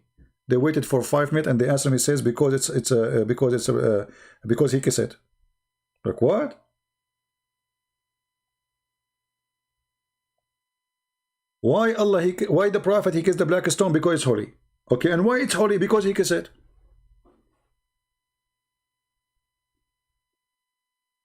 I mean, what's wrong with those people?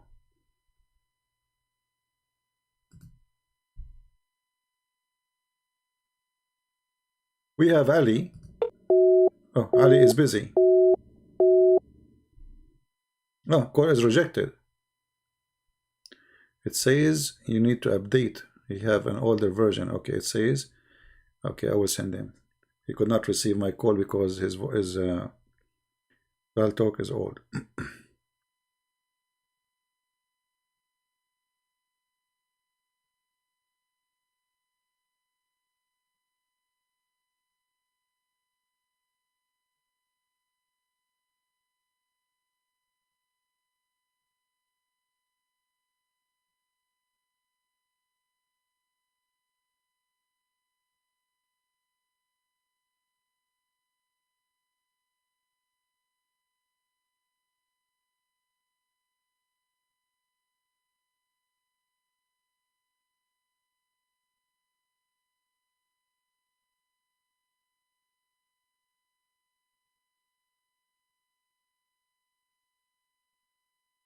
Any Muslim?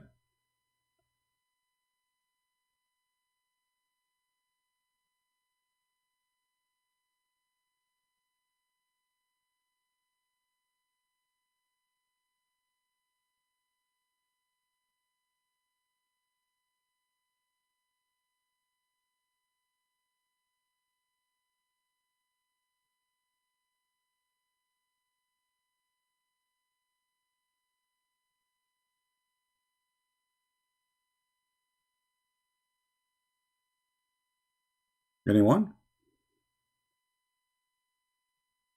All right. Well, I don't know. He can call us maybe tomorrow. We already, it's already here getting late. I want to say thank you for all those people who were with us and they join us. Don't forget, please, to subscribe and tell your friends. And feel free to download my videos and share them with your friends. My videos are for free. And as you know, I don't keep them. You know, I don't keep my videos. So you will find always my videos in different channels. So remember the title and you can find it in different channels. So I want to say thank you. Thank you for Muslims for kissing the black stones.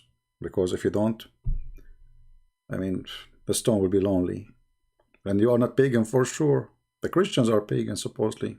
Yet you are the one who kisses a stone. Bow in the front of a stone, kiss a stone, go around the stone, and we are the pagan. True story. So I want to say thank you all for being here. May the Lord bless you all. And until we see you tomorrow, God is willing if we can. Until then, Christ is Lord. Islam is false.